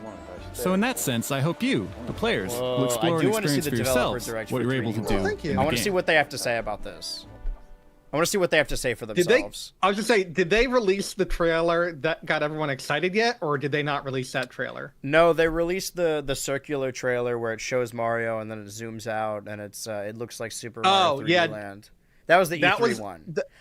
That was the one that nobody liked, and then Right. Because we're still released at a new E3 with these directs. This is like happening at the same and time. that one was a lot better Mm-hmm. because it Hi, I'm Koichi Hayashida, the Sunshine director of Galaxy Super Mario series, 3D World. Land. I mean, those are all the 3D Marios. This dog shit ass microphone. Did you hear that? We actually had the Wii U Yeah, where version are in we mind right now? when we were working I on forgot Super to do this Mario one. I had to do this in the 3D bathroom Land. real quick. Our challenge this time was figuring out what multiplayer would be like in a 3D Mario game. bro, Something- it's so crazy seeing gameplay for 3D Since it's World multiplayer, on you Wii can U, carry each other, and going back to the Switch version You and can realizing it's jump like off a cliff. twice as fast. throw the Yeah, other oh, player. the I'm like, running. why is I it never so even slow? played this on the Wii U. Like I only ever played. Making on the sure Switch. you're able to do all this can They're actually so be a lot lifeless of and work. soulless. When you clear This a is on my stage this desk right time, now, by the you'll way. see a results screen. A couple hours ago, there's a post In of the multiplayer first mode, you will Wii see a and graph that Wii shows who got how Seems many like points. A Wii game has been recompiled. Seeing the score in PC multiplayer style. really changes how people play. Ooh, what game? Return to Dreamland. For example, the final Wii You'll all game. race to get a certain item, Oh, okay. I mean, Because it's out of worth all the a lot of Wii, I mean that points. makes sense. and you'll find yourself I wanting get to play it. levels Probably repeatedly pretty to easy beat to your recall. friend's scores. But see, that's what we were talking I about hope you all give before. it a Like, as shot. far as game preservation goes, like I understand why people are worried about the future of digital releases specifically. There are but 4 playable characters this in time. the ideal future, every video game will be Mario, on your computer. Luigi, Princess Peach, and Toad. These are the only 4 characters. Mario is the well-rounded Where's Yes, character there is that not you a fifth expect. character. Where's Princess Syrup? Is that what it Luigi, is? as usual, can jump a bit higher. Yeah, no, Princess Captain Peach Zero. has Captain the Syrup. ability They to finally added float her in game midair. to NSO recently. She's great for beginners because she We probably should won't create, fall into pits too isn't easily. it Wario Land 3? Toad yeah, is, Wario in a Land. sense, for No, the Wario expert Land 1. players. So they added I say Wario this Land 1 because and the he's Wario the Land 4, fastest. and that's it. Right, Wario Land 4 is the new one. That they added. In recent 3D Mario games, No, a part of Wario the Land fun 1 has is the been new one trying they to added. see how fast you They can already clear a added one. course. Okay. I guess I I'm think assuming people No, they Wario had want to Land challenge 4. themselves to clear a stage with the fastest time using Toad. Toad. Oh, and Cat Mario. This fucking See, Cat this was Mario like a has new lots of thing Nintendo interesting new Direct. So moves people that didn't know are how they very had to look cat-like. yet. So they're sort of modeled like Apple You can trailers. slide like a cat, on a very barren and the landscape. jump attack looks like something a real cat would do. It was literally this or But children, the best part and is neither that you can worked. climb Yeah. walls. Real cats do this too. What? They climb on walls and walk on top of fences. Being able to I do don't that kind of think stuff they is really climb a lot on of walls fun. like that. You know, Wario Land 3 You're is also on able to NSO. climb up I played it a little goalposts. bit back. Oh right, no, you're right. It's 1, 3, and 4, but 2 Okay. is not. Because I remember I thought 3 was the first green one because I warp assumed it pipes followed are the Mario you're right, Land I popular forgot. symbol now. Yeah. 3 was the first one. Now we 'cause have people Cat- like But 3. I've always wondered, Surely there's what's a guide Mario up somewhere to of all like the while he's Nintendo-made in Nintendo there? games that aren't on NSO. So much to do and to explore. So, Well, when Wario you're Land's transparent, definitely is, like, now you can see inside. Furries, God, are you parental into that? flaws. Things like coins and enemies Parental in them. flaws. It always comes back to be very. With Fire Mario, Agree to that. you can throw fireballs into a pipe and hit enemies with it. Oh, yeah, now they're showing off the clear pipes. This was the whole. That's pretty this was the fun, new too. thing. New controls to the Wii U gamepad controller. If you're playing on the gamepad, Yeah, I remember. The first time, You the can only time use I the ever played this touchscreen game to on the freeze Wii U, we were in enemies one of and those objects. game trucks. You guys ever done that where you can can like rent a freeze truck for enemies. No, someone's but I've seen birthday? them. like this. Yeah, and we were playing 3D World, but like they had can even because touch it's a moving metal platforms truck to in the stop middle of the them, too. street. They had the air conditioning like blaring, and There are because of that, also there's a invisible part in the coins game and where you have to invisible blow blocks on it to make hidden a everywhere. platform move up, and the air So, was if you blowing think on a it so spot hard that the looks platform was suspicious, perpetually up, touch and we it. just couldn't get And to for a it. moment, you might see blocks That is appear. so funny. That's a pad gimmick. This is a good way to let others know you found something in multiplayer. By pointing it, but only if you That's have the one Wii way pad. to use this new feature. I forgot that We it's a Wii also U game, added so a they still mode gotta, like, where you can control do the stuff like camera this. using the gyro sensor. The thing is, I probably move the would have liked the camera game left at the and time. right I don't know like why this. I didn't get it. And rotate it up and down. This makes it a lot easier to search for Maybe I was hidden just green like done stars. with it. I had a Wii U in 2012, and it lasted for about a year, and then everything after that In I just past gave games, up. like Well, no, Super because I Mario got the Wind Waker 64, remake, and that's not out yet. you were either. able to move the camera around while Maybe you play. because this comes out in 2014, right? You can play just like that in this game, Super Mario 3D World. Maybe I'd retired by then. I was strictly an Xbox One guy by that point. We refined a lot of ideas from Super Mario 3D Land when making Super Mario 3D World. So you might see some familiar elements, but there are a ton of brand new ideas here as well. Our team has been making 3D Mario games for quite a Whoa. while now, Okay, and it's cut. feeling a lot like Cut, this cut new that. game is going to be the grand culmination of all the best ideas from past 3D Mario games. Now, what are the best ideas? Oh, okay. That's a weird way to end it. We'll have to find out. Yeah, he was done talking and the translator wasn't. We got to cut it here. We have a developer. Wait, is this going to be just be Miyamoto? He is the developer after all, or the director, directly to you. Okay. Oh shit! We didn't All make right. Shout Pikmin out. 3 simply to extend the series. We made it because we wanted to. Who's Is this it the guy? same We felt that guy, the new or does hardware, each developer Wii U, have their own was really translator? perfect for Because like you Pikmin. notice that in the directs that a lot of them Once we do started have a making it, specific voice. We could see each of the individual The burrowing Pikmin snark. moving like ants on Wii U. And the Pikmin were moving all over the map, doing their own tasks, thanks to the enhanced AI. Pikmin uses AI. And the controls were simpler with the use of Wii Motion Plus. You can use the gamepad to view the overall map at any time, and you can also play only on the Wii U gamepad. These improvements in particular are perfect for thinking up strategy while the Pikmin are performing their Right, individual fun. actions. This is another game that I didn't play until Now that it was we've built ported the to game, Switch. I'm I don't finally know what I was spending a doing lot in of time the WiiWare, playing but I it, feel and like I I'm just really gave up at a happy we certain made point. it. To be fair, It may sound all like I I'm really cared exaggerating, about but it feels like was, Wii U was made for Pikmin. Mario It's a and bold Pokemon. statement, Everything but that's else, how I never satisfied played I am Zelda with the until game. that Wind Waker remake. I didn't know what was going on. In the first game, I was a bit stubborn. I wanted to tell a story where the rocket would fly away at the end of the final day. But if you failed to complete the rocket, it would crash. The game? This time, Yeah, the game didn't work. I felt it would be fine for you to take all the time you want. There is a maximum daytime limit, but you can take as many days as you like. You can take your time and still clear the game. We made it so from there on, you can invent your own play style as you try to shorten your completion time. Boss battle. Singular boss battle. There are many things that we game developers and that those who design the bosses in particular always wrestle with. The one in particular is the fact that if you damage something in the real world, that damage always remains. The Pikmin take damage but keep on fighting the next day, so it's also the same with the bosses. The damage they take keeps piling up, so you can fight until it's almost sunset, and then if you think you might be able to finish it off, you don't have to go too far. You can step away and decide to finish it off in the morning.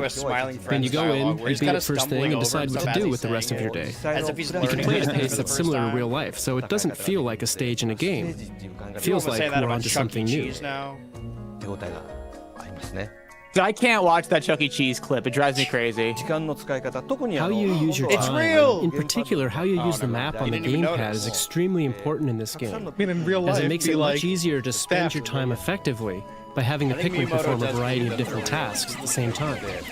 There are 3 main characters this time, and you can place each of them in various places on the map and have them oversee I don't know, the work. Pikmin's very Once a BK task is finished, There's you a can move lot on of to the next killing in thing, this so the game. amount of work you can do over the course of a day has increased greatly. I like how also Once the you way, discover like, this, they're meant to be the game smaller becomes than very a penny. interesting. But when they're represented, they're like, and even 2 of the denizens, the whatever soldiers or archaeologists we're following, they're like waist height then. But whenever you see them in marketing, they are like a little Pokemon In this on your game, shoulder. there are 3 main modes, and naturally one is Well, the they had to story scale mode. them up for Smash. I've been explaining Like, I didn't the even know story that they so were that far. size until I started playing Beyond Pikmin that, 3. Yeah, There that's are what I was the saying about bingo Rhythm battle Heaven mode earlier. Is like all I know. and this mission is a mode. really I learned that Olimar funny was concept. really small, really Mission young, mode because is he was brought up a basically lot when it similar in came to style Ridley the being in story Smash mode, but it Bros. asks you if you can Right. beat this boss or Man, True, you're right. or to see how efficiently you can progress If we They'll ever, never put Ridley if in we the ever Smash get the Bros. whole way through those 40 characters and through all the directs and still nothing happens, I think we should keep up You can with the experience the blog, fundamentals of a Pikmin the game dojo in a every short week time, and see about what 7 to happens. 10 minutes. If nothing happens by the time we're done, because by the time we're done, As you keep it'll be like weeks from mid now, 2027. time You're, I frame, guess, 32 weeks you become from better now. at planning things out, which then will increase your score. That Yes. is It's literally, satisfying. literally more than half a year. Yeah. If you play question this, is, will we be I done think with your all the technique directs in by then? story mode will greatly improve. 'Cause we So I got think it will be more 120 fun That to is go back something. and try playing the but we story are mode watching a again couple after you've of, played mission mode. Right. Then there's also the bingo battle I mode. at like. In this mode, Can we you at least basically get to battle the against Switch somebody game? Bingo else. Battle was pretty peak, though. I did like the It's a bingo really card, funny and concept. whoever gets a bingo and first it really wouldn't work for wins. any other game. So there are a lot of potential strategies involved. Potential strategy. You can get in the other player's way, or go Dandori for the battles items are you really need to fun. win, I don't know. or you can do try them and get the multiplayer item they style? need to block their bingo. Games like this can really set apart the expert from the novice. Yeah. Dude, So, I watched a video the other We day added of a someone roulette doing wheel. Because you can get a playing variety of Mario items, Kart you Double can turn the Dash tides of land battle. style, and I'm like, oh, that's And really by fun. playing this They're mode, like, oh, all you need you can is also this get a sense of console, what Pikmin is 8 all about. GameCube, 16 And since you can even play this with controllers, 8 beginners, TVs, and I hope 15 everyone will friends. enjoy it. And I honestly think getting 15 people together in a room is the hardest part of that. Probably the hardest part, yeah. Because so much thought has What we gone need into is a the Wii concept. remote since the That's early what we're days of the Wii missing. I need- hardware. I think the I need, basic like, Wii remote friends nunchuck for my level controls of, are the like, most comfortable way to play. Autism, because I Having played said through that, fucking you'll be Triforce looking Heroes at and all touching alone. the gamepad Yeah. screen And a that lot. shit was rough. So we made it so that you can I also play 100%ed with the that game gamepad, similar to the alone. controls from I'm the saying, I Nintendo think we gotta GameCube do version. more like gameplays. Switch So I to think you all should style. choose There's a lot to how be you'll had play here. depending on what style you want to still time play with Rayman. at that time or the occasion. That is There's the refined GameCube controls and the Wii remote and nunchuck controls. Oh, I ordered also a play Nintendo Switch with 2 the Wii camera U Pro because it was on controller. sale for like $10. And Nice. we've also made it compatible with playing only I'm- on I guess it's the the Wii U console that has the gamepad microphone. with the TV yeah. turned Well, now off. we can play Star Fox 64 and I'll use our VTubers. Now I can Who 100% plays As I take talk about this Pikmin. game, aren't you feeling that it may seem like it might be a like this frame. Who plays Pikmin? Who even is this As I talk frame? about this game, aren't you feeling that it may seem like it might be a difficult game? I like absorbing myself in a game, and when I do, I tend to talk about it passionately. But the game's difficulty has been on my mind, So we tested Like it the recently with prospects some of grade school getting kids. 16 We people found it's the together kind of game as an that the adult more you is play at your own impossible. pace, the more you start to understand it. So I think it will be played by a wide variety of I don't even people. know if I know 15 people. Ever. Also, during my personal time the other day, I took a group of neighborhood kids out for a recreational activity. I was doodling and... Are you hanging out with little kids, I was bro? borrowing girls some stopped me neighborhood and asked, kids. "Why are you drawing were a like, Pikmin?" "My little Pikmin." And I asked if she knew Pikmin, and the girl said, "Yes." And then a slightly older funny boy if she came said by no. and said, "Hey, that's Thus a prompts the Pikmin." question of who plays The girl Pikmin. went on to say, "You know, mister, there's a bad guy in the game called a Bulborb." I thanked her for the information. What's the likelihood of you talking to a Knowing that random kids child like in the middle them of knew what about Pikmin is? Pikmin really relieved me. And knowing that it's the kind of game that kids like them can play too reassured me that I could recommend the game to anyone. Did Pikmin fans hate this at the time? That they were like, oh, they're gonna baby it down. I remember Pikmin 3 being pretty well liked when it came out. You'll have fun as you try it out, so please try Gap playing. between 2 and 3. Once you do, I bet you'll think it feels unlike anything you've ever experienced before. You call the Pikmin with a whistle Okay. and throw them here and there, telling them where to go. Andrew, I don't know Eventually, if you heard about this you'll or get not. what kind of game it is. It happened earlier today. Oh. And for the experts out there, I But can say that this literally game only you and feels like I the would care ultimate about this. evolution of the original Pikmin. But the Backrooms producer Chris I Ferguson hope signs with first this new look game, deal with Warner it can Bros. build the The framework deal with of what would be Vancouver-based a new producer kind and his of Oddfellows real-time banner simulation also game. follows his work with Osgood Perkins on Longlegs and the Monkey. Please give it all We you've need that got. Osgood Perkins creepypasta. Make him do the Jeff the Killer movie. Fuck it, man. It's finally time. So yeah, there were 9 years between Pikmin 2 and 3. And then Pikmin 3 is 2013. And so that would have been 2023. So that's 10 years. So we'll see come 2033 if it's time again. Oh, wait. Holy shit. Wait. Smash Bros? I know that one. Oh, I know this Hello. guy. Wait, I'm the director of Super Smash Brothers. Kid Uprising Masahiro Sakurai and of Kirby Sora. series. Today, I would like to introduce you to the latest videos from Super Smash Brothers. Okay, are we just watching? Is he reacting to the begin. trailers, or are we seeing gameplay footage?